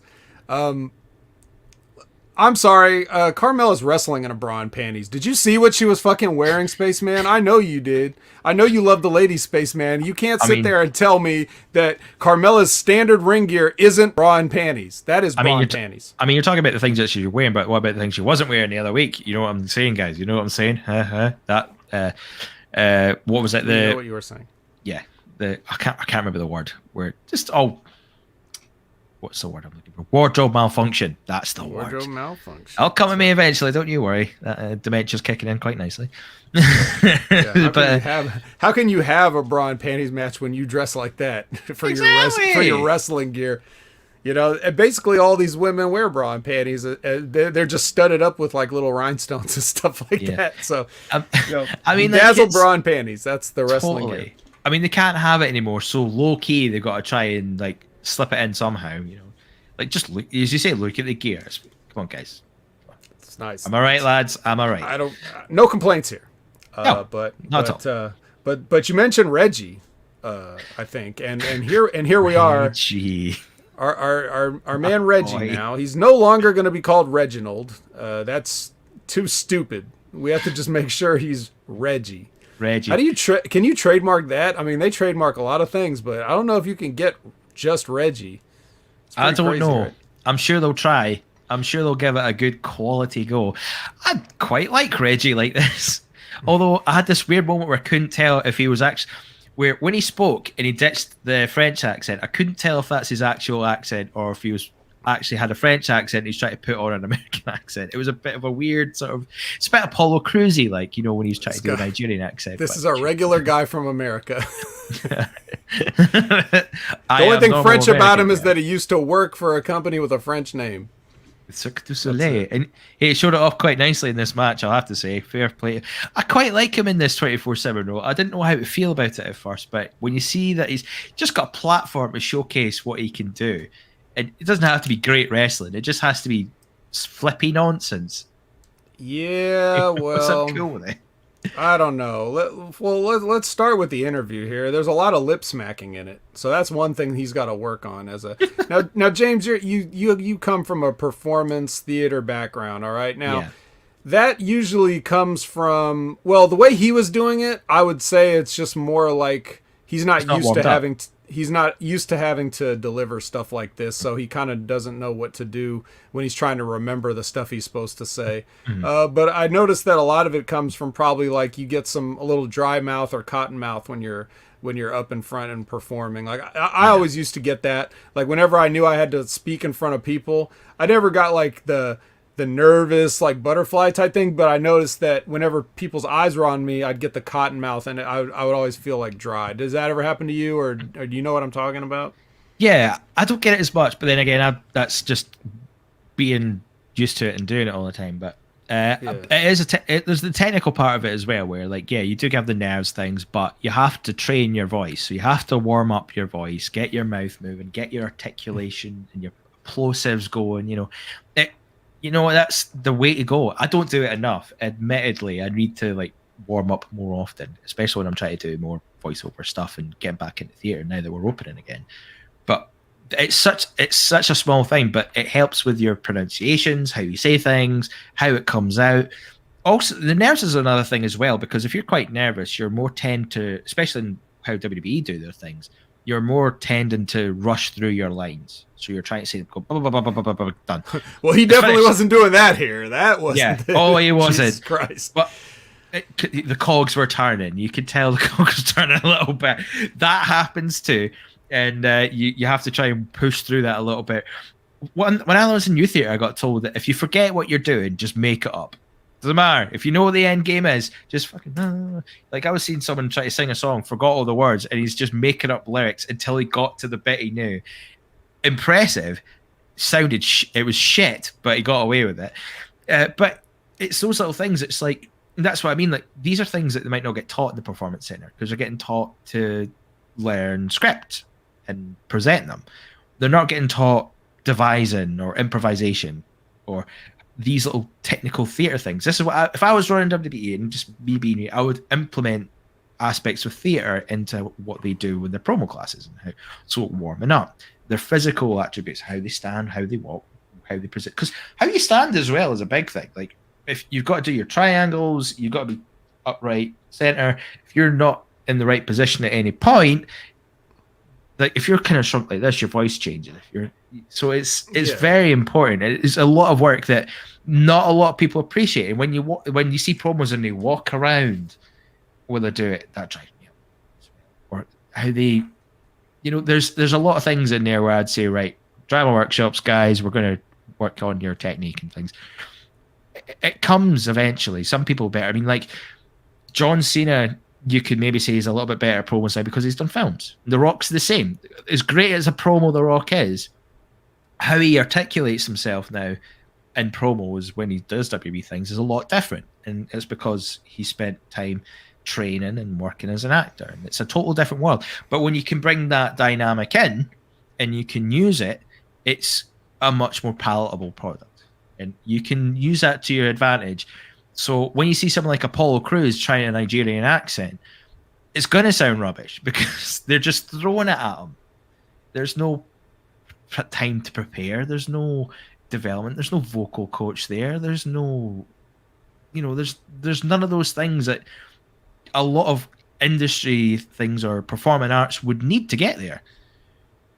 And I don't know, maybe I'm going a bit of a ramble for that there, but it's to get to the point of like Reginald, yeah, he needs to work on his promos a little bit. Just a little. Well, also, now this is working against him as well because all that technical stuff aside, they are trying to present him here as someone that we should cheer for. Yeah. But it was not that long ago that we weren't supposed to cheer for him. So since this came out of nowhere, no one's really buying it to the point that when he goes out there, they're chanting for Otis. Which I'm sure that's not the particular reaction that they're going for with either guy, but Otis is the known guy. Otis got more over with the people than Reggie has because Reggie's been fucking everything up for everybody that we do like for the past however long. And a matter of fact, if you want to bring that up, here's a little WWE trivia time for everybody. I'll let you play too, James, as you're the gracious host here. And so, who was Reggie's opponent when he made his WWE debut in the ring? Fuck. Right, are we talking... No Googling, chat. You got to know it. You just got to know it. Is this like NXT or like just main roster? WWE debut. He never had a match in NXT, so... No, he just got straight up there, didn't he? Yeah, he spent some time there. It's not Bianca Belair. Nope. I'll give you a hint. It was somebody that's on this show, and it wasn't John Cena. It was not Nia Jax. It was not Shayna Baszler. Good guesses. I'm going to give... I should give maybe 25 more seconds because there's a little bit of delay. So it was Don't be Googling either. Don't try to Google. So when he came back, it was a sommelier, wasn't he? When he did, that was his first thing on the main roster. He was Carmella's sommelier, Reginald. And he had a match eventually. Sasha Banks. Is that your guess, James? I'm going to go with Sasha Banks because that was the match Wait, that was when Sasha Banks was champ, and Well, then he was doing all this flippy stuff, and he got her, and she tapped him out. You win the $100, James. You win the. Yes. You don't need to do Goldilocks' thing. You can just get this $100 for winning this trivia contest. So, yes, his debut was a loss to Sasha Banks. So, right off the bat, when this happened, I originally said, well, I don't know whatever you want to do with this guy, but his credibility as far as like wrestling men is shot. Like he basically just has to be an intergender person now. And, you know, so like there's no way he's going to beat Chad Gable if he can't beat Sasha Banks. Are you serious? No. This guy was an Olympian. So it's just, this is the kind of shit that I'm talking about. They expect you to not remember that. And you almost didn't. So that worked out. I was so tough. Can't even get over that. But you did get it. I did. I'm proud of myself. Yeah. So that's stupid right there. The credibility's out the window, but now they're just going to go with this. Also, with the 24/7 championship thing, we all know what the rules of the 24/7 championship is. It's 24/7 unless you're having a scheduled match for television in which the 24/7 rules go off for the duration of the match, right? So such nonsense, that rule. Yes, it's such nonsense, sure. However, let's play along with their bullshit rules for a second that they only sometimes decide if they want to enforce. Let's play along. So the minute the match is over by disqualification, isn't he now fair game? Couldn't they just double team him and give the win to Chad Gable? Like, but instead Otis throws him away. He throws him outside of the ring so that he can do like one of his cool little somersault flips, which I can never tell if he was supposed to land on his feet or not because he always looks like he's lost his balance every time. Yeah. So yeah, if he loses the match, it should be instant 24/7 rules back on. Why would you throw him away? Why wouldn't you grab him up, give him the Otis trash compactor move or whatever, throw Chad Gable on top of him, new 24/7 champion? I mean, of course we're not going to do that because you didn't want him to be the 24/7 champion, but that's beside the point. You could have at least tried to make it make sense based on your own internal world-building logic, and they didn't. It's so fucking weird though. Like for a team that's supposedly so dominant, they've got a weird habit of losing. Yeah. You know what I mean? Like they're happy to just cause all this havoc and all this stuff, but they'll lose by disqualification 9 times out of 10. Otis has heat with somebody, man. He has massive heat with somebody. I mean, I'm sure they have Gable has heat with somebody too. Gable's heat is probably like. They probably saw him playing his character of like a little cocky prick, and they probably thought that was really him, so they just buried him from the start. Otis, I have no idea what it could have been because he seems like a really nice guy, but you can just tell they've been fucking with him the entire time he was there. Like, the only guy to ever lose his Money in the Bank contract just in a regular match, like that they couldn't have forced him to agree to, again, using their own world-building logic, and he just loses it to The Miz. Like, and poor guy. Miz happened as well, that thing. Yeah, no mass, but it was okay. I'm here for watching Reggie do Reggie things, just do flips and try and get out of jail free. I wouldn't mind him doing the Crash Holly thing, you know, in 2000 where Crash Holly was like at the airport or in the kids' fun palace or the arcade, and just have him in situations like that where he's got to try and like Cirque du Soleil's way out of situations. I think that'd be okay for giving him some time and giving other people time. You get R-Truth back and you'll get his 24/7 title back again as well. So little things like that. Weird segment to have though, because considering that the Alpha Academy have been on the Street Profits case for a while. Well, just go after another black guy. It's all the same to them, right? Cujo here with some breaking news that Bray Wyatt has been released by the WWE. I can confirm this. I can confirm this according to Wrestling Inc. Sports Key. No, not Sports Key. What's this? Even what's this? Comic book something? Comicbook.com even says. Yep. Yeah. So let's have a look at this here. WWE's announced it. Yeah, it's WWE that's made the call on this. Holy fuck. Mm-hmm. That's a shocker. Is it? You know what? Like for some, for On what they were second doing, thought, no, it isn't. it's I not a mean, shock. they were paying him. Braun Strowman like a week after he main evented Backlash. They're paying him a lot of money, and they have not been interested in doing any, like, seeing any of his ideas through to their actual full potential. Now, I've never been a fan of any of Bray Wyatt's ideas, but that's beside the point. People seem to like him, and the company would always just get behind him a little bit. But this is that whole, Vince McMahon. I don't get it. So that's where it's always going to eventually hit a ceiling. So I wonder if he was partly in that decision making process, and like, you know what, guys, I'm done. Like, if you want to let me go, let me go. If you're not going to do anything, let me go. Might be.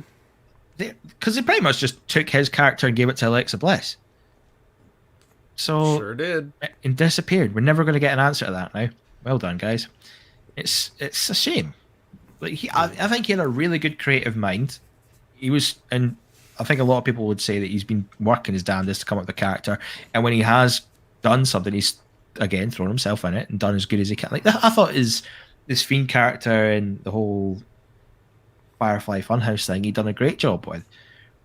But again, like once it came out of the Firefly Funhouse and the Fiend thing started coming in, and once it got into regular creatives' hands, it broke very quickly. There was no recovering from the Seth Rollins thing, I suppose.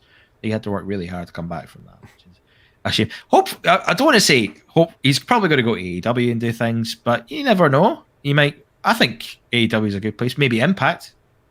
Well, Impact they like would be to a do nice that. place.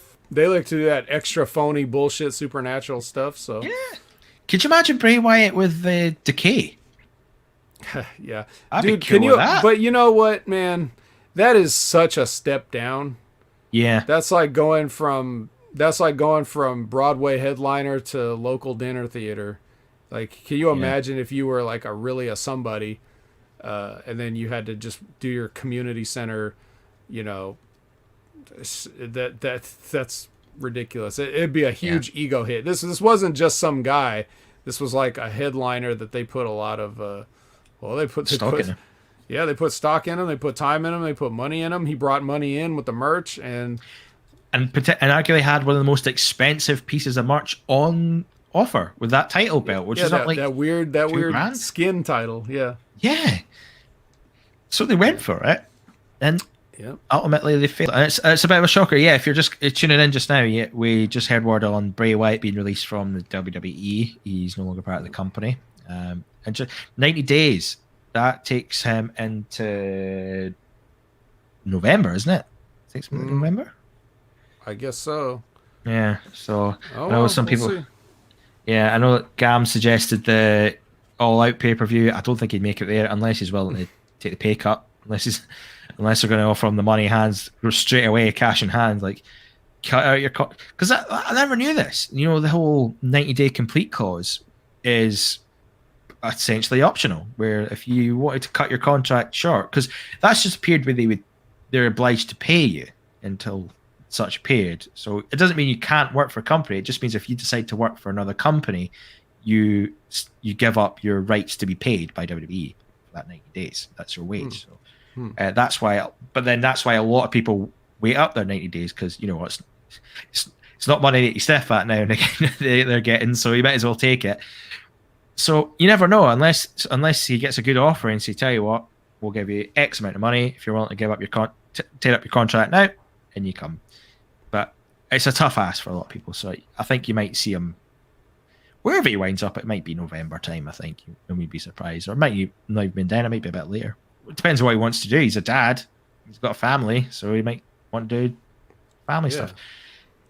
We should crack on with SmackDown though. We are kind of tuning our time a little bit here, but we'll get back on the track. Contract signing, the most overused device in wrestling ever, and I hate it. I've always hated it. I've stopped. I've only enjoyed 2.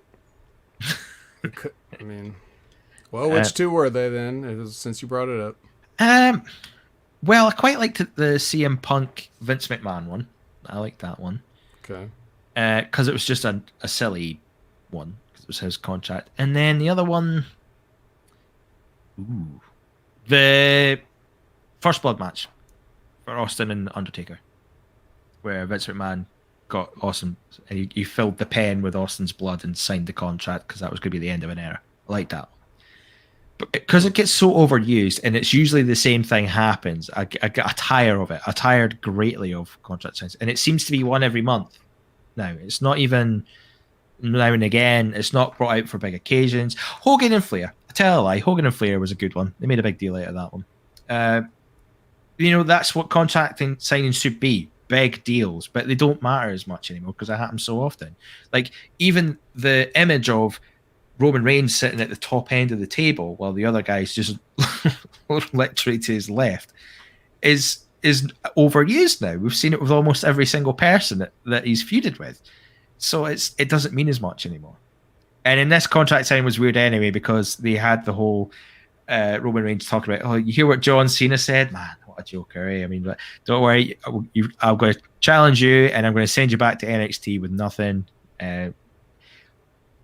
I just want to get to the point of this where it got a bit bonkers. And this is why I kind of liked Baron Corbin tonight, because it was the act of a desperate man that we saw. It really was. Finn Balor's about to sign the contract, but Baron Corbin I need that money, man, and decided that's how you. That's not how that works. We can talk about this once we get to the end of the segment because he needs that money, so he's going to take out Finn Balor, grab the contract, attempt to sign it, but then John Cena beats up Baron Corbin, throws him out the ring, pulls out a Sharpie and writes Cena in big capital letters, and that's the contract signed apparently.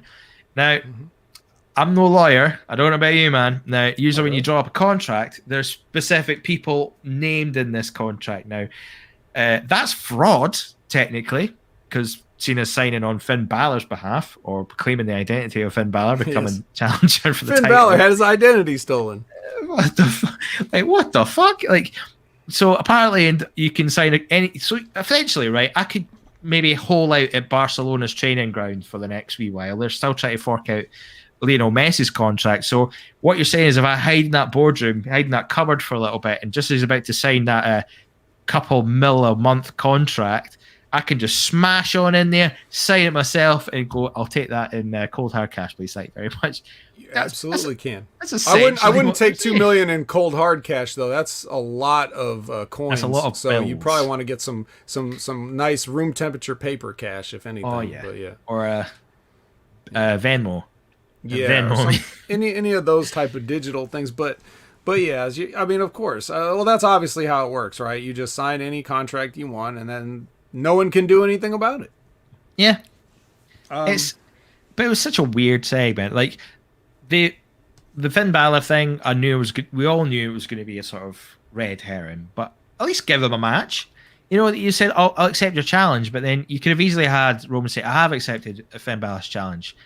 Next week on SmackDown, you don't give it's like you could say I don't give out handouts for big events like SummerSlam. You got to earn that stuff. You want a chance to be fair. Non-title match next week on SmackDown. Don't put it straight into the main event of SummerSlam like that, and then just sweep it, just pull it from underneath them.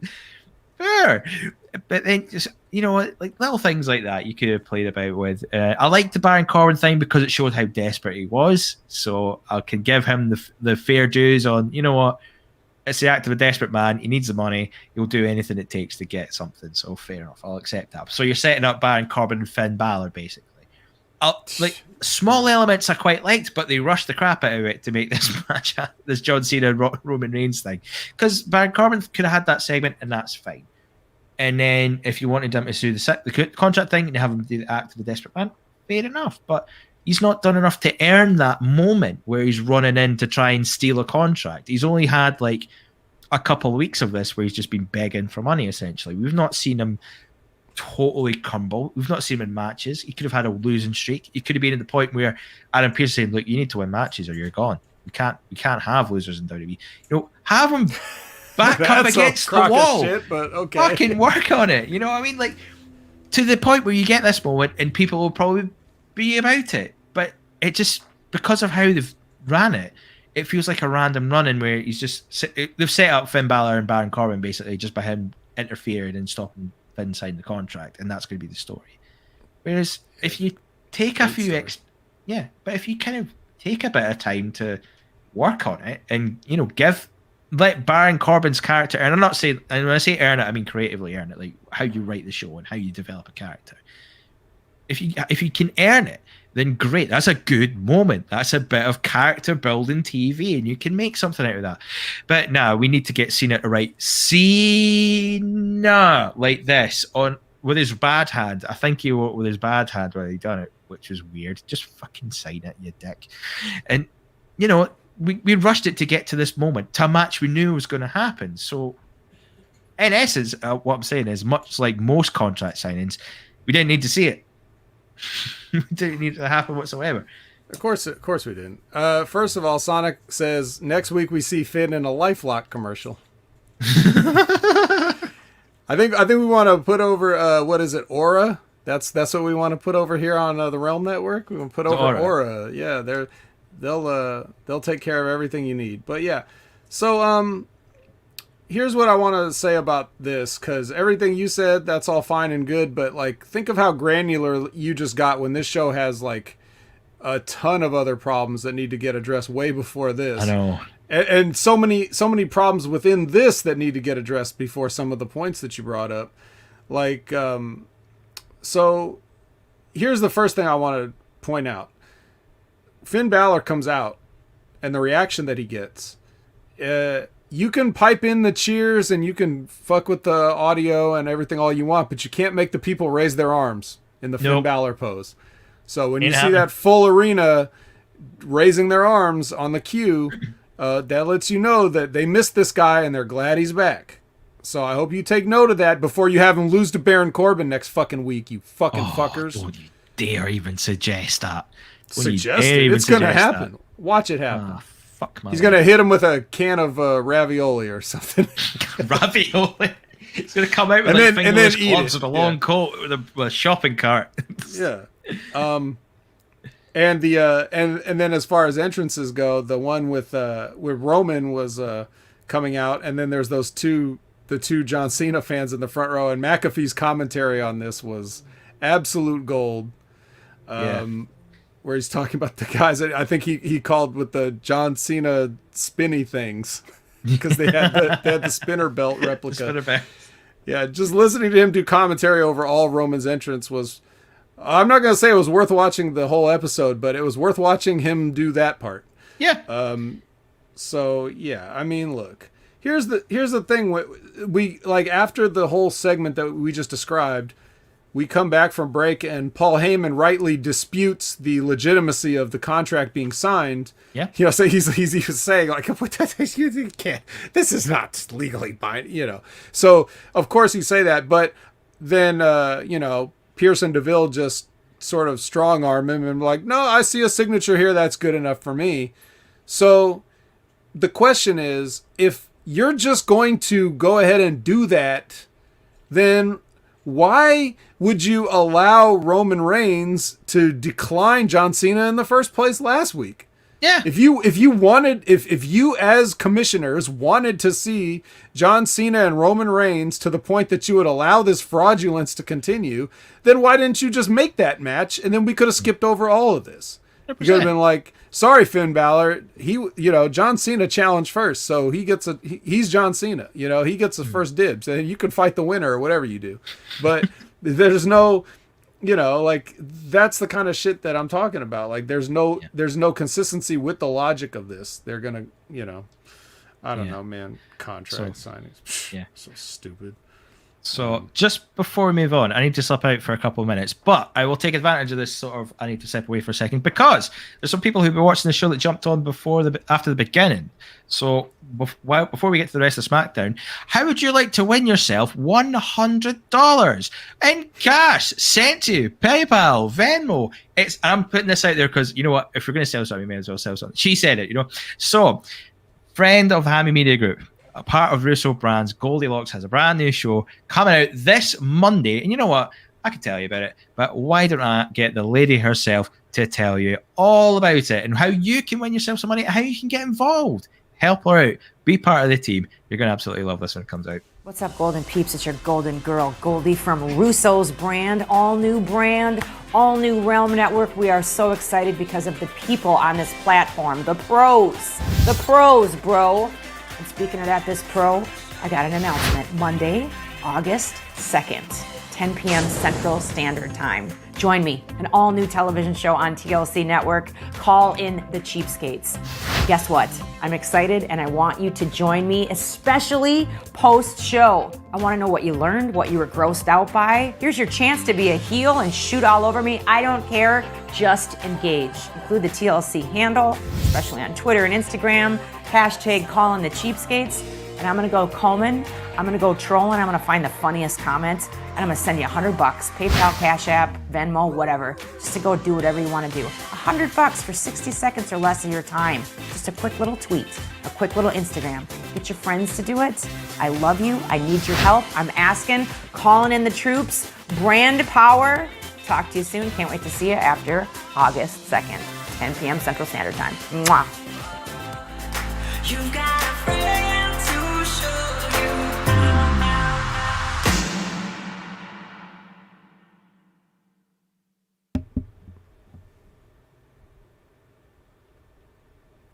That's right, guys. She's calling in all the cheapskates, so that's got to be some of you in here. Yeah, the I don't like the end of the video. Oh, good. already said the. I thought I was going to beat the video. No, you didn't beat it. Sorry. Bastard. Yeah, the we already made the we talked off air about the shoot all over thing, guys. God damn you. I'm here. There we go. My video's catching up now because I'm about here. Yeah, so you can win yourself $100.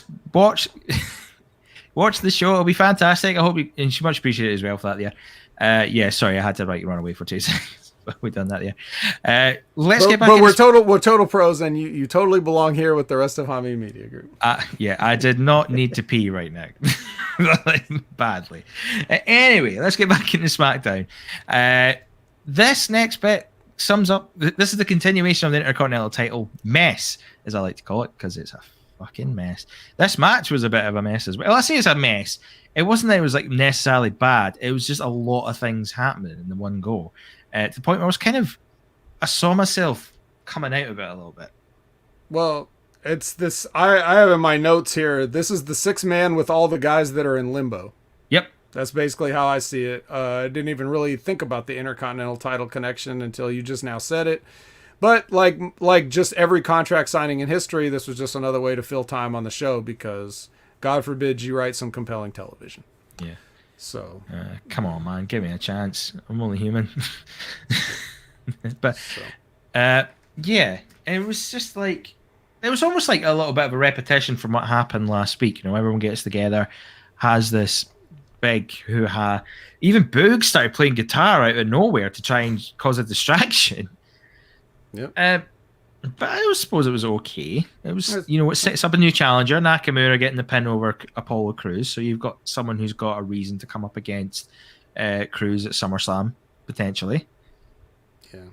Very exciting. I'm sure that with all the prestige that brings, the Intercontinental Championship, did he even wear it out there? I don't even remember. He must have. Did they just come back from break and he already in the ring? Did he get the jobber entrance? Yes, he did, because there was no Apollo Crews entrance. Yeah, so they just had him out there already. Yeah, fuck the champ. Who cares? Yeah, but never mind. But we've got money in the bank winner there now. Hopefully, that's kind of what I hope is that this is it for Big E and Apollo Crews. Hopefully, that's just the passing of the ships happening now, because Nakamura got the pin on Apollo Crews. Nakamura can go and focus on Crews, and Crews can focus on Nakamura. Yeah. And then Big E, oh God, I suppose I say that in a good way. Then you realize you've got Big E and Cesaro in limbo because there's no one really for them to work apart from Bobby Roode and Ziggler. The only thing to do is for Big E to go to Raw and reunite with the team. That's all there is to do, and take Bobby Lashley out. That's all there is. That's all there is for him. Yeah. Oh man. But as far as like. In the interest of moving on, just like I think we've all mentally moved on from this match, just like you were saying during the match. But next we get Edge. That's exciting, right? Everybody loves Edge. I like this segment. Okay. Edge coming out and then Seth Rollins just beating the crap out of him. Okay. And hit with the camera, which is a nice little throwback. a nice little throwback from my liking. You know, that right. little. All right. Would you like me to explain what's wrong with this? Yes. Okay.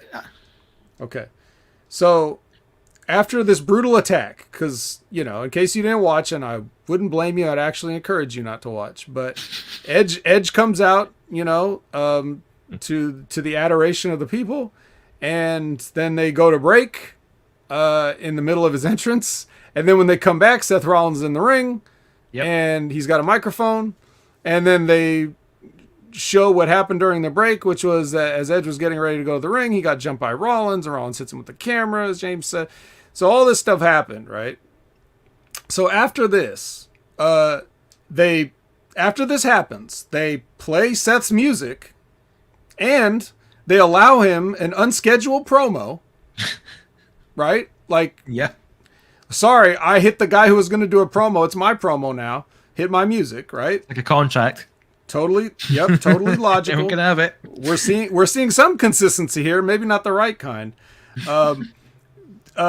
promo he cuts, in the promo, he makes us watch a video package, which why would they even have a video package ready, let alone play it just because he said so? Is Seth Rollins over Kevin Dunn in the production department? Like, does he call all the shots, really?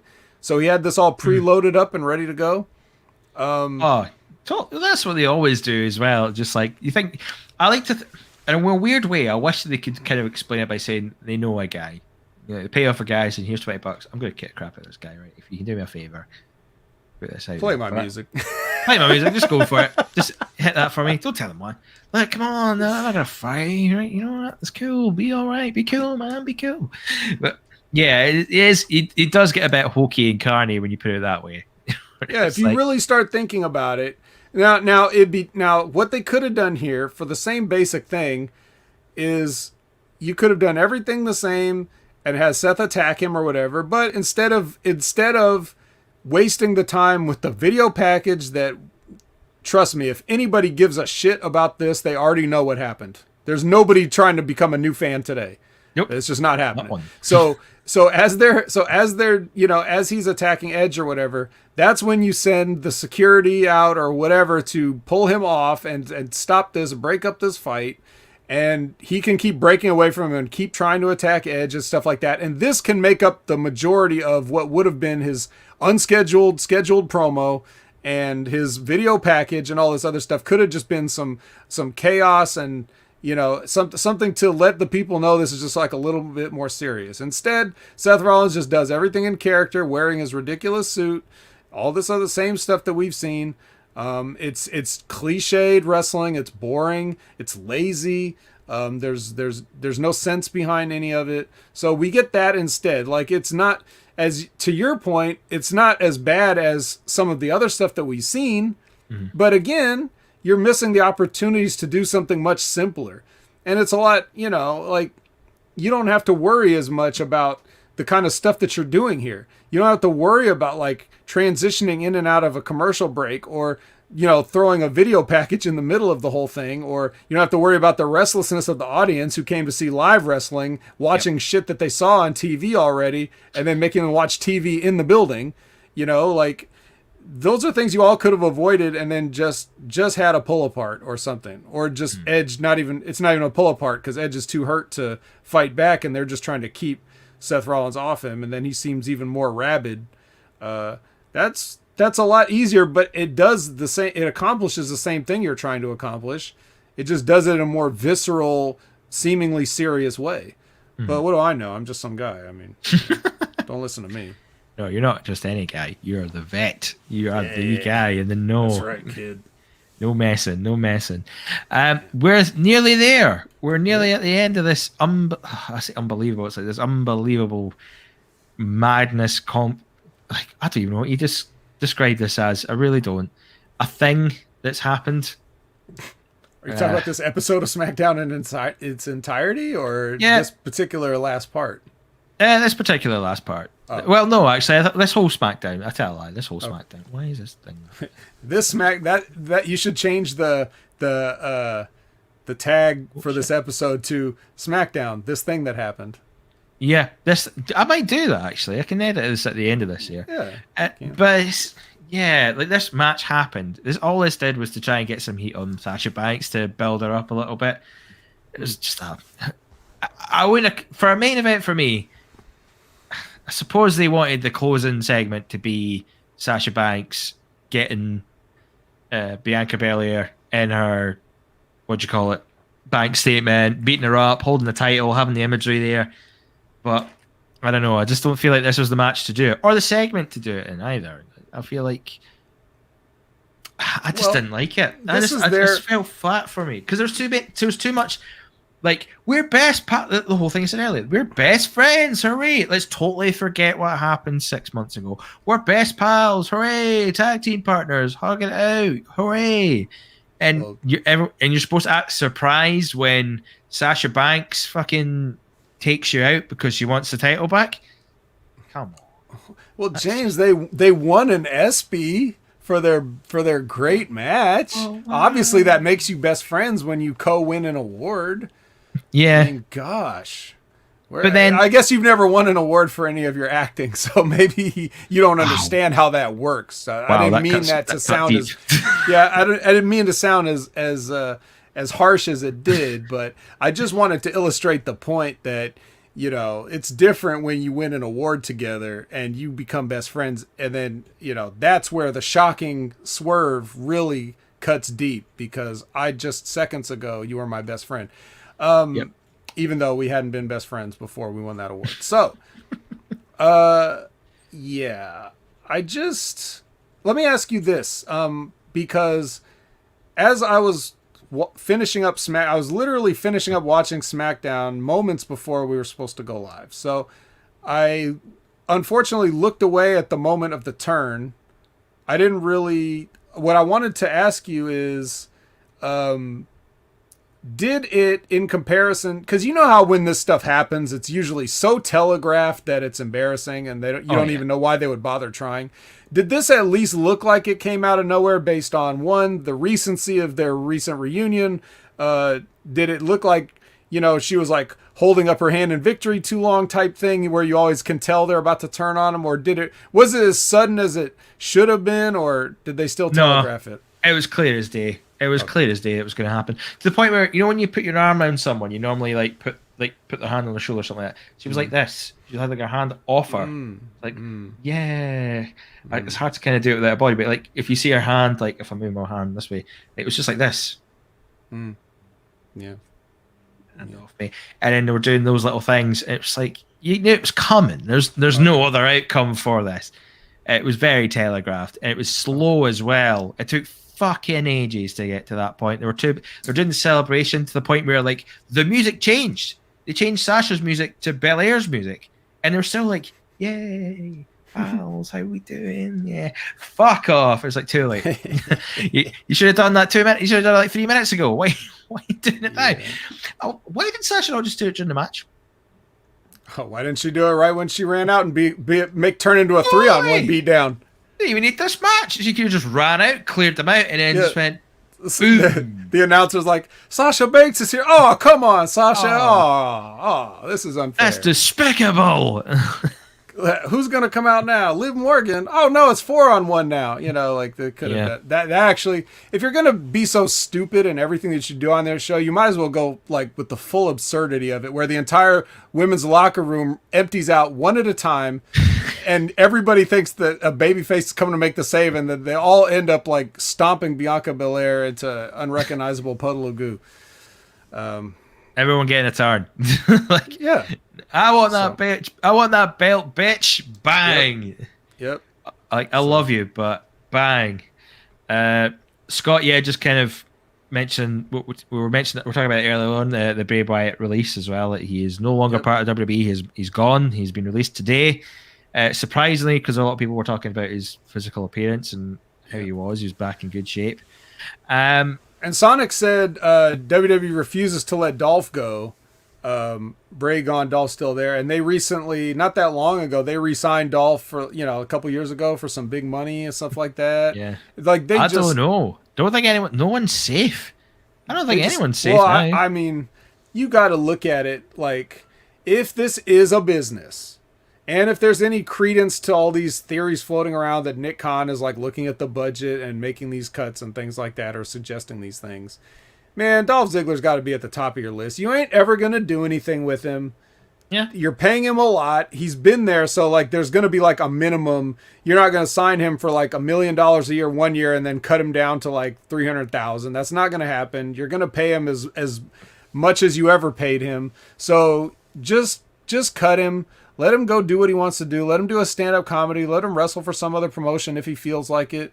Just quit playing with the man. It's almost like a game of chicken between them. Like, who's gonna, like, is he gonna quit? First. Yeah, is he gonna quit, or are we gonna finally release him? Like, they don't want to do anything with him, man. Which is, I'm not gonna say it's a shame. I'm not gonna say it's a shame, but just let him go. Just let all these high contract people like that you have no plans for. Just let him go, man. Save yourself some money. Put that money towards somebody else that you want to fuck with, but at a much lower price. Yeah, it's some of the moves were baffling. Like still can't get my head around the Braun Strowman one. Like he was like, they had him built up to this top. They wanted him as like the guy for a while. They had a main event. The event after WrestleMania, he had him in a big match at WrestleMania against Shane McMahon. These are sort of things that you give someone when they're, you're trying to put them on the up, build them up, and then they release them. So that's kind of where I felt no one said. But then you're right. Like, there's no reason why they shouldn't let someone like Dolph Ziggler go and let him thrive and do his own thing. But then maybe again, that's what they don't want.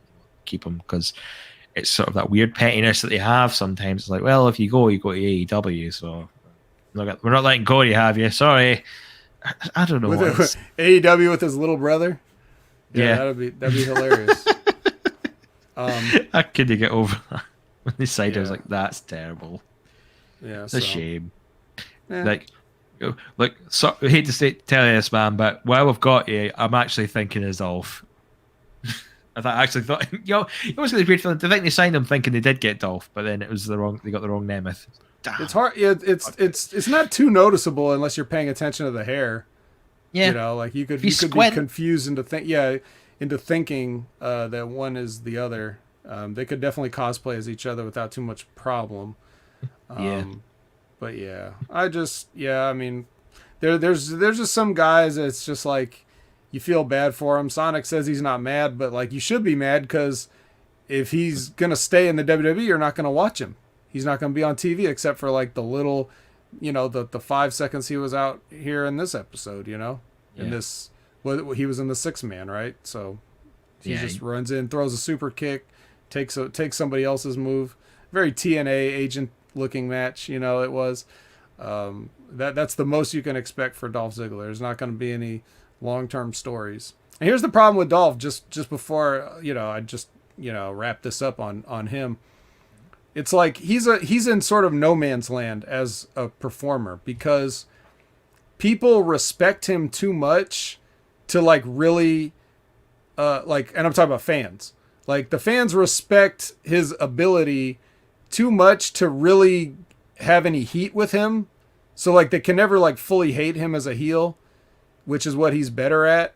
You just look at him and you're just like, ugh. That's the impression I got when I first saw him down at OVW. I walked in there, looked at him, I was like, ugh. So that's what the fans generally would like to see him as, but they respect him too much to fully boo him. He can't be a babyface because he's too big of a douchebag to fully get behind. Yeah. So there's nowhere for him to really land, and that's probably been some of the struggle in terms of the way they're looking at using him as a company, and also the fact that, they just fuck with everybody too. So there's that, of course. But yeah, I mean, the man's done, so just release him. Just release him already. It's time. Have we got any closing thoughts on SmackDown then? On what we've had today? It was pish.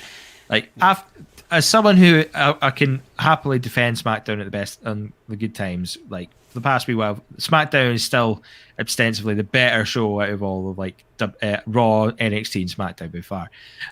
This is a bit of a this is a bit of a fail this week. A D- for my liking. Just silly things. Maybe nitpicking about the things I'm annoyed about. But but it just didn't really hit with me. They hit the right notes. They were kind of missing things. They done, as I say, they booked it weird for my liking. You know, they had the contract signing thing where you can randomly go up and sign it. You had the Bianca Belair and Sasha Banks thing. Chad Gable and Otis going after the 24/7 title, even though they were going after the Street Profits for a while. Rey Mysterio being a bit harsh on Dominic for not winning. You know, weird things like that. It didn't feel like it was the right. Like, it was almost like different people were in charge of it, and you just went, you know what, I'm going to ruin it for the guys when they come back from their holidays. Could have been. Just could have been. It could have been. Like, I'm hoping next week's a lot better. We've got 3 SmackDowns until SummerSlam. Oof. That's a scary thing to think about. When you look at this SmackDown and then you remember that, it's a troublesome time. There's a bit of a worry for that there. And the bad part is, like, with episodes like this, they think they're hot-shotting. They think this is stuff that's like going to bring the business back. So they're hot-shotting this, just like I talked about last week with all the hot-shotting. So they have Cena come out again. This time they actually rightly had him come out a second time. Because if you remember last week, I said it's like, what, John Cena shows up at the top, challenges Roman Reigns, and then leaves the building and doesn't come back out again when Roman Reigns finally comes out. So it's like this time at least they addressed that part of it, but you know, so there's double Cenas, there's the Sasha Banks return, then the Sasha Banks turn, and then, you know, just shit like that. So like they're trying to they think, man, we really gave the fans what they wanted this week, but just a host of other problems that we've already spent the last. You made it like a bit of a tangled web of, and even the thing that you liked with the Seth Rollins thing, hopefully I was able to turn you around on that so that you don't like it anymore. You know, that's my goal here, really. I just want to make sure everybody hates the WWE as much as I do. Yeah, you're gonna spoil it. Are they going to lead to a 3-way match at SummerSlam? Nah, I think you don't touch that anymore. Cena and he's just, oh God, don't need it. Come on.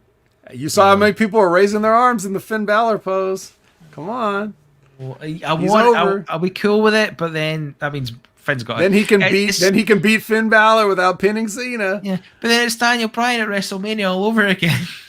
What do they He's care? Just there, gets stacked. What do they care? They don't care. Oh, they don't care. They don't give a fuck. They'll happily ruin Balor again. Yeah, no, they'll full way ruin him. He's gonna lose to Baron Corbin next week. Oh, remember? Jesus, no, yeah. No. So, I can't take this. You got that. He loses, and you've got Goldberg coming back. He's gonna, if he beats Lashley. Oh, that's my favorite. I can't wait. I love it. And you wonder why Goldberg gets in there. Yeah, and you wonder why the Wednesday locker room's no longer a thing. When you watch some of that shit, fuck, I'd give up too. Like, I'd walk away. I wouldn't want to do it. No Raw for me. Yes, that was SmackDown. Something we've not done for a little while. I hope you enjoy this one. And you know what? This is going to be quite good because you're the vet. You have a lot of knowledge on this, although I don't know how much, but it'll make sense in a second. The mail sack. We've actually got some of the mail sack. Canada Spaceman, thank you so much for sending an email. He actually sent me an email last week so that he knew we had our email address. Oh. And then he sent his question for this week's show. I see. Very, very thorough. Well, you know, with him, spot on there. It's a little dodgy with him and mail. So you have to like, this is something he doesn't need a stamp to send in. So yeah, but he did send in a better of a question for that there. Well, I'm going to open up the mail sack. You can get in touch with us in many different ways. The mail sack is open for everyone. You can do whatever you want, any questions that you like. You can send us a tweet at SmackAttackHMG. You can send us an email, smackattackhandmemedia@gmail.com. All the great places where you can find us for that there. So you can always get in touch. You can see it on the ticker down below. You will see all of these lovely messages to get in touch with that there. So do it. So I'll go to the mail site. Got this great question from Canada Spaceman. That means you owe him a haggis, right? Yes. We made this promise. We already made this promise. Customs, we'll have to have a chat with Customs to figure that out. But we'll get there. But he does write to us, "Dear gentlemen, I hope you do not think this is superficial. While watching old WWF 1990s videos, something I now noticed and never did before. A long time ago, many of the WWF, WWE guys did not shave their heads bald or have buzz cuts. Men like Mick Foley or Edge would start their matches with long, dry hair, and by the end, we could tell they were working their butts off as their hair was drenched with sweat. The past decade, the few that still had longer hair would come to the ring already with wet hair like Bret Hart used to do. It may be insignificant, but I think old fans, if they were also athletes or did any manual labor, appreciated that the wrestlers could be seen working as hard as themselves. Your thoughts? Cheers, your friend, Jiggle Belly. What a name. But yeah, so the crux of this question would be, and I've got this already good to go, is why do wrestlers wet their hair? I've never understood it. To this day, I can't understand it. Okay, well, there's a few things here. So, number one, I don't know if it was only back in the old days when, like, guys went out dry. And here's the deal. Like, a lot of wrestlers use different things to accentuate their physiques.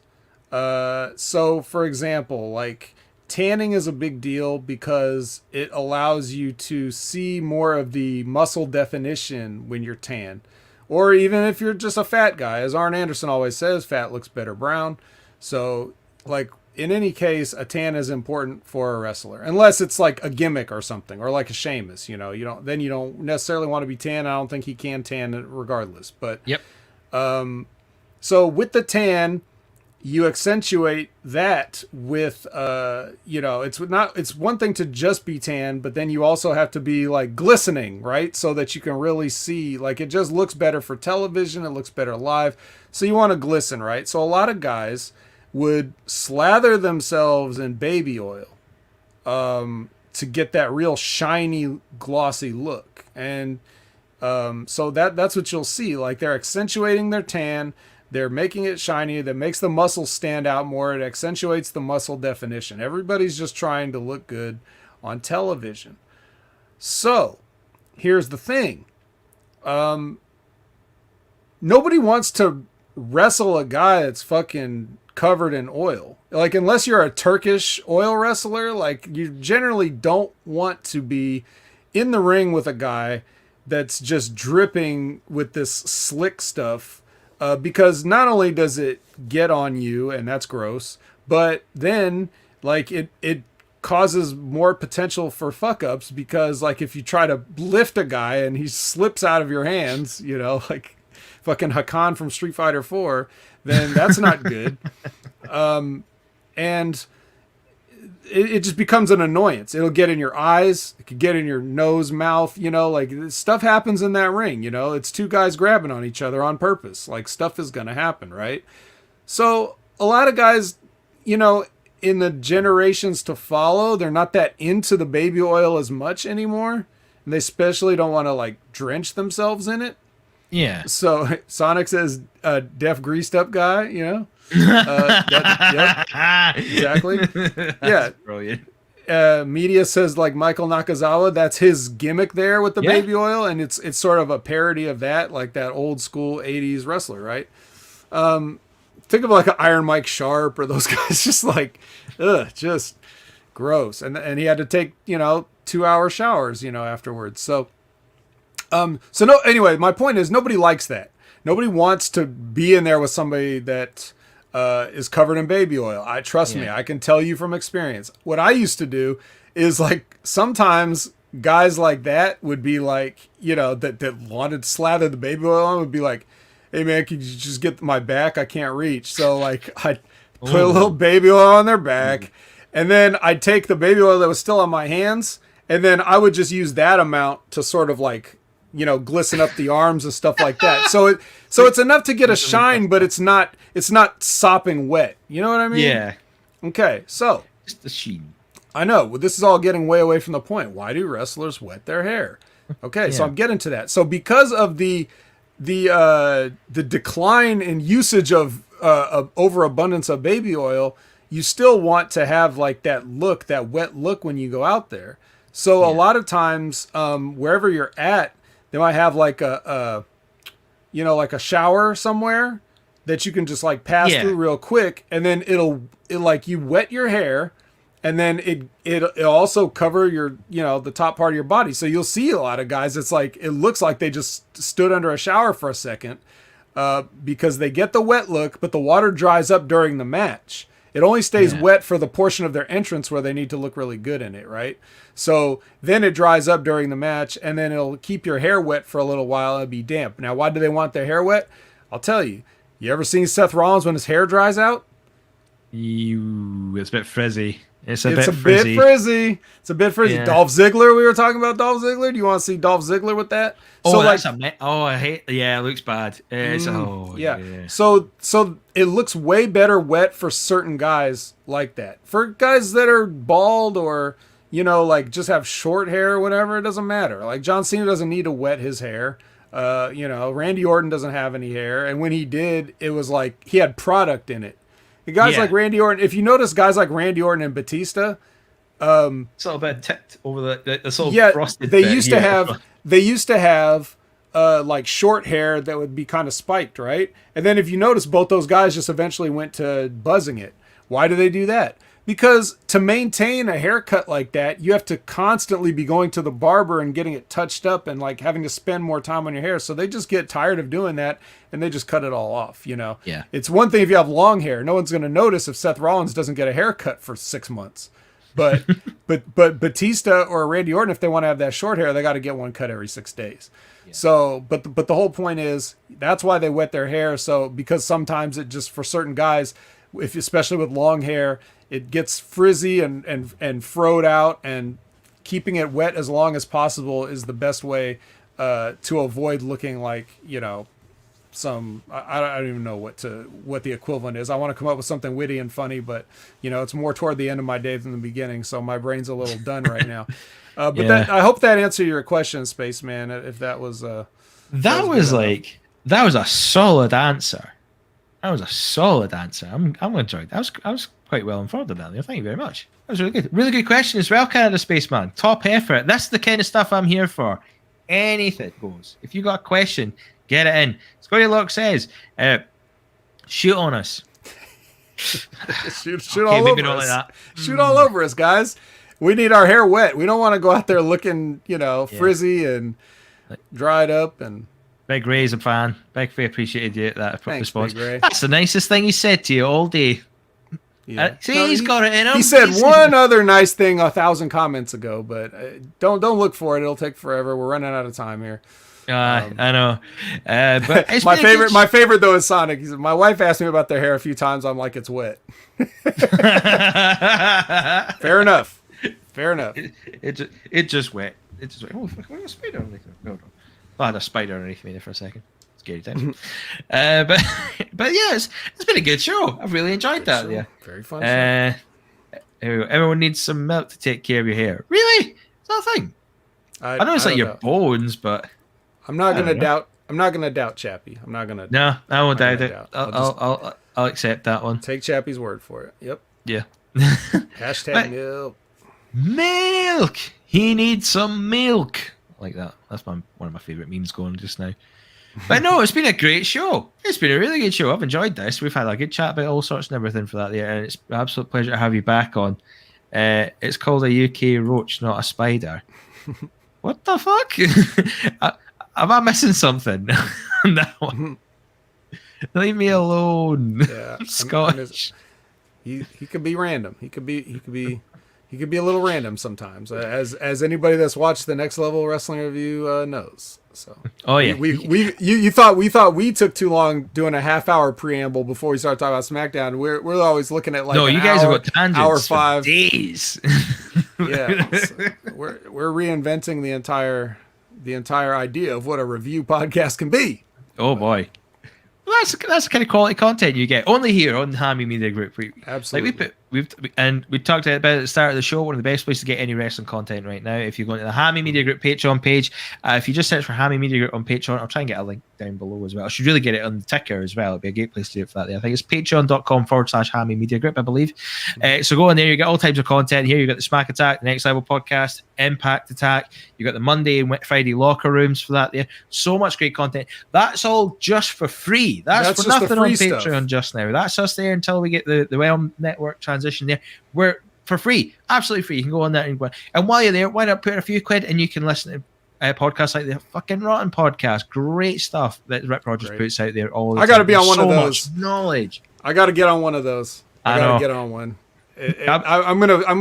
I'm gonna get in touch with the proper authorities and make sure that if there's a good topic that I would fit in that they want to talk to Rip about, they can bring me in. I feel like if I ever got put on one of those things, it would just be him talking and me writing in a notebook for like the whole hour. It would. You would ask him one question. You'll ask Rip one question. He won't answer that question. He'll answer a different question that he wants to answer, and then you just have to sit there and take it. So, it would just be me sort of going, and just like repeating like his last sentence because I'm writing it in the notes. This is that. Okay. I just keep. That would just be all it would be for me for that. But great content, and there's so much other things as well on Patreon. So get in touch with that content. You can find other shows that we find on Patreon as well. You've got the A Show podcast that Colin Winshaw produces. Some great stuff there. The Beautiful People podcast as well. Some really good stuff. So get in touch with that. It's just a great place to be. So find us on there. You can find the Hammy Media Affiliates channel wherever you get your podcasts from. You don't even have to go on Patreon for that. You can search it anywhere you like. You've got great podcasts here like the NFL podcast, Suck My Balls, South Park Review podcast, John's podcast, the Academy podcast, the Star Trek podcast, the Deep Dive All Things Star Trek. I implore you to listen to that if you enjoy Star Trek at any point. They had a great episode this week where they talked about their top 5 Star Treks. No, their top 5 crafts, which is the top 5 ships in Star Trek. So there's so many to talk about there. It's a great podcast. So listen to that when you get the chance, even when you want to get the latest news in Star Trek as well. I will put that over. John usually talks about that as well. He's not here this week, so I don't have a mental health tip as such off the top of my head, but I would say be mindful of how you're doing and people that you know. Take a moment to just kind of reflect on yourself. Give yourself a break now and again. Don't feel like you have to put yourself under too much pressure to be a certain way. There's no bad time to look after yourself. Simone Biles brought out this big kind of talking point this week when she decided to put her mental health first rather than compete in the Olympics. I thought she got a bit of a harsh treatment from some people, when they kind of say, we talked about our mental health, and it comes to us all. We all have our moments. You don't get to pick and choose those sort of things. You have to tackle them when they come. She made a decision that was best for her, and then ultimately it was in the best interests of her teammates as well. People came out and done that there. So no, don't be afraid to be honest with yourself, and don't be afraid to take a bit more time. Be selfish is maybe a way to put it. It's like, sometimes you have to be selfish and kind of look at what would be best for you and your health and your mind, what's going to help you out. And then think about your friends. If you've got friends who are in that situation where they're struggling, take a moment to maybe talk to them. And you don't have to give them a spiel or anything like that. Just take a moment to ask how their day was. And it can make all the difference for someone. If you can just say, how you doing, man? And it can open up shoulders. It can make a difference. So just be there for us. So just be mindful and do your check-ins now and again. That's all I can really say. I'm not as eloquent as some people that we do this, like Jackson Stone, where he does youarelove.com as well. If you want any advice or guidance, Jackson Stone's the man to follow on Twitter, youarelovedlife.com, or you can follow youarelovedlife on Twitter as well. So much great information. If you're in the UK, why not check out Andy's Man Club? They're a community of people where they bring guys together to have conversations. It doesn't have to be a big deep chat about your mental health, but it gets people talking, it gets people in the right frame of mind, and it supports each other. It's a network to get to know people. So take advantage of those bits of information for that there as well. So I'll leave it on that little note for that there as well. Big Ray's got a point there as well. A 10-minute call can make a difference. Absolutely can. Absolutely can take an absolute difference if you speak to someone for 10 minutes, just as here they were. There was the other thing. I might ask you that a little bit while people kind of bring it up here as well. It was quite divisive about the whole Simone Biles thing. Kind of, it's a hard thing to talk about. My problem was more that people found a soapbox to stand on about it. You're either on one side of the issue or the other, but we weren't really spending a lot of time on the conversation of mental health.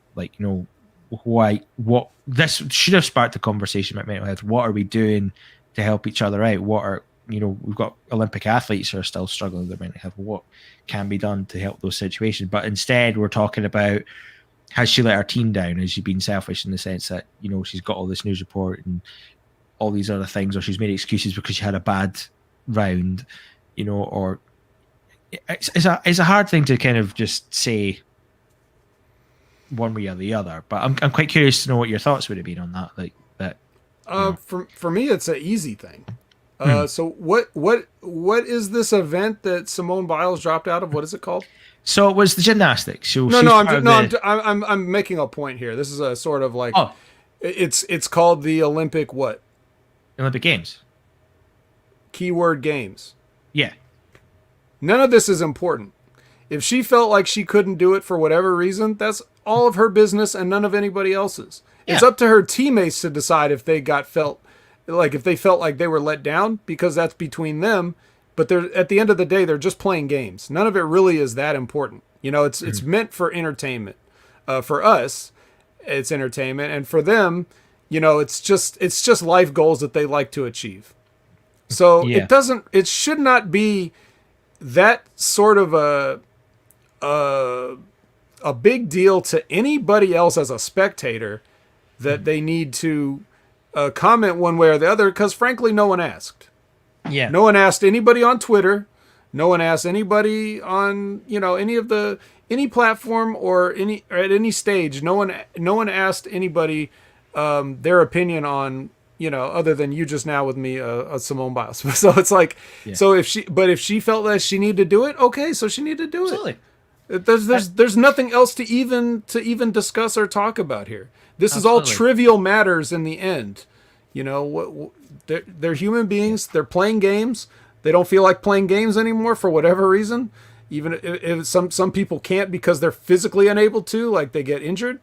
Some people decide, hey, maybe after all this training I've done, I can't do it today. It really doesn't matter at the end of the day to you and I. Yeah. So that's what I think about it. Oh, you're spot on. You're absolutely spot on the dot. And as you mentioned, she got a replacement. That was the other thing. People saying, "Oh, she let her team down because she's left and they had to train for a day." And it's like, nah, man, come on. Yeah, If who you're is a that professional- person that's sitting behind the best in the world that was never going to get a chance to play or try? You it's know like, what I mean? I've got an opportunity, and it's a team. You know, you don't. It's like if you have a football team or soccer team, if you want to put it that way. If you have an injured player, that's why you've got substitutes. So if they're either playing bad or they're injured or whatever, you've got a substitute that comes on. They know the game plan, they know the strategy, they know how to play. It's like they would have someone in the back who knows the routines, knows how to work, know exactly what they need to do. They're there. So, you know, to put that on someone, someone got an opportunity out of that because someone decided to look after themselves. You know, that's the key thing. This whole thing stemmed basically from Piers Morgan wanting to write a fucking essay about it. Basically, well, you said enough when you said Piers Morgan. That's that right there. That's when my ears turn into a little test pattern. You know, like I don't need to listen any longer. Canada Spaceman says, I didn't know about any of this Olympic stuff, except the past week Kathy Griffin had a meltdown. People were bullying her on Twitter about her hair being curly. Well, my advice to Kathy Griffin is you should try wetting your hair, because it looks better that way, and then you won't have such curly hair, you know, for people to bully you about. Yeah. But it was quite interesting. So yeah, just kind of, I know I went on a bit of a tangent there, but yeah, be good to each other and look after yourselves. You know, there's never a bad time to be aware of your mental health. So do that there. I think that's everything I need to cover for that. Oh no, if you want to get in touch with Smack Attack, we always love it when you do. If you're on the live chat, anytime, join us every weekend when we do talk about SmackDown. But you can also, as I say in the methods below, you can send us an email, smackattackhammymedia@gmail.com. You can tweet us at smackattackhmg. You can find us on the Hammy Media Group Facebook page. If you're watching this right now and you're not part of that page, how the fuck did you find this at first? But get in there. As I say, there's a great community. We talked about it at the start of the show. There's a great community of fans. There's pros in there. There's so much news stories. Willie Malice here comes out with some of the best news content around. He will come out with wrestling scoops. I kid you not, he has come out with this wrestling scoops months in advance, and it's been spot on the dot. He's the man in the know. If he has any big news, he'll put it there first. There's so many stuff about pick'ems. We've got live chats for Raws, SmackDowns, NXTs, Impact, AEW, pay-per-views. We do the lot. It's a community for everyone. Get involved. If you've got something to say, there's people there that will listen to you, no matter what it is. So get involved in that as well. The Hammy Media Discord. I don't say it enough. You can find Hammy Media Group on Discord as well. Smack Attack, I've got a nice little leaf there for where we talk about things Smack Attack. So if you want to leave a question there, any comment, get in touch with us here as well. We'd love to hear from you for that as well. Anything you want to add? Where will we find you, my good man, if we want to talk to you or anything like that? Well, I am at Opinion Haver everywhere, and yes, Sonic, we all do have opinions, but these ones there are many like them, but this one is mine. So you can find me on all social medias at Opinion Haver that you care to follow me on. And, of course, you can find me every week at the Next Level Wrestling Review with Big Ray Hernandez. We always have a fun time, and we definitely put the rambling and preambling on this show to shame by doubling the amount of time. And we can cut the NXT talk in about half. So that's great. And I'll say that Canada Spaceman is always concerned about when the Impact Attack is going to finally drop. Well, you know, it's hard sometimes managing everybody's schedules and everything, but one thing that you can count on is that it will happen. And it's going to probably be around Sunday late night, usually for the foreseeable future until something else changes. But that'll be live. But you can always catch it, you know, the replay here on YouTube or on Patreon, of course, as James mentioned. It looks like I'll be on Smack Attack next week as well, as John Enright is living the high life on his family trip that he always does every year. It was way more important than him watching some live wrestling with Moose versus JTG last night. So, you know, but I already gave him shit about that last time. So, how dare he go on a holiday? The rascal, son of a bitch bastard, and leaving us without mental health tips while we had to watch an episode of SmackDown. Like, that's a terrible combination. But nonetheless, we hope he's having a decent time. And so all I need is an appearance on Light the Fuse for a clean sweep of the review shows of the week. We'll see if I can make that happen one of these times. Let's make it happen. Silvio, Ben, Matt, let's make it happen. Let's make this. Now, I haven't done a show with Silvio yet since I've joined HMG. However, he is the only person on Hameen Media Group that I have had a match with. So there is that. Okay. I'm in for that. I'm cool with that. I'd like to see that. All right. That'd be a fun show. I'm up for that. I'm well up for that. Let's get the clean sweep on the go. This man's campaigning for awards. One season's coming up. I want all the hammies. You know. I'll be making a claim. Oh, there's a question there for you. Will you and Silvio clash? Will we see a rivalry renewed? Oh, I don't know. You know, it's some of these long-time rivalries never truly die. But I always got along great with him, so it shouldn't be a problem. And I've had great shows with everybody that I've worked with here, so it's either me or everybody's great. So I'll go with the latter on that one. But yeah. There we go. Media 5. I don't know if I can get the. I'll get your email next week if that's okay, my man. I'm kind of out of the way of my email account. It's ironically my phone has the email account that's currently right there. Hey, while we film this, so I will get to it. So fill out the mail site. I'll get to, I promise you. I absolutely promise you. We'll get to that. I always make an effort to do this part. It's part of the show I love. So we'll get to that. I promise you. And if not, I'll send an email back for that later. So we'll do that. But that's us. We are closing off for the show. Hey, I will do it, mate. Don't you dare doubt me, mate. Right? Don't you dare doubt me. I will do this. But yeah, on that note, thank you so much for tuning into the Smack Attack. It's been an absolute pleasure. Thank you, the vet, Jamie. It's been brilliant. I love having you on. It's been a great time to have you. It's always great to have you on. So all that wealth of knowledge that we don't usually have between me and John, it makes a big difference. It makes us a bit more legit than what we really are. Hey, all right. Well, the important thing was that I explained the wet hair, and that is ultimately what we all always wanted to know. Yeah. So thank you so much for joining. I look forward to speaking to you next week. We'll do this all again. Thank you to the chat, as always, lively as ever. It's been an absolute pleasure chatting to you guys as always. So keep it coming. We always like to talk this again. And thank you for watching. It's been a pleasure. Thank you for watching Smack Attack. We will see you again next week for another edition of the Smack Attack. Cheerio.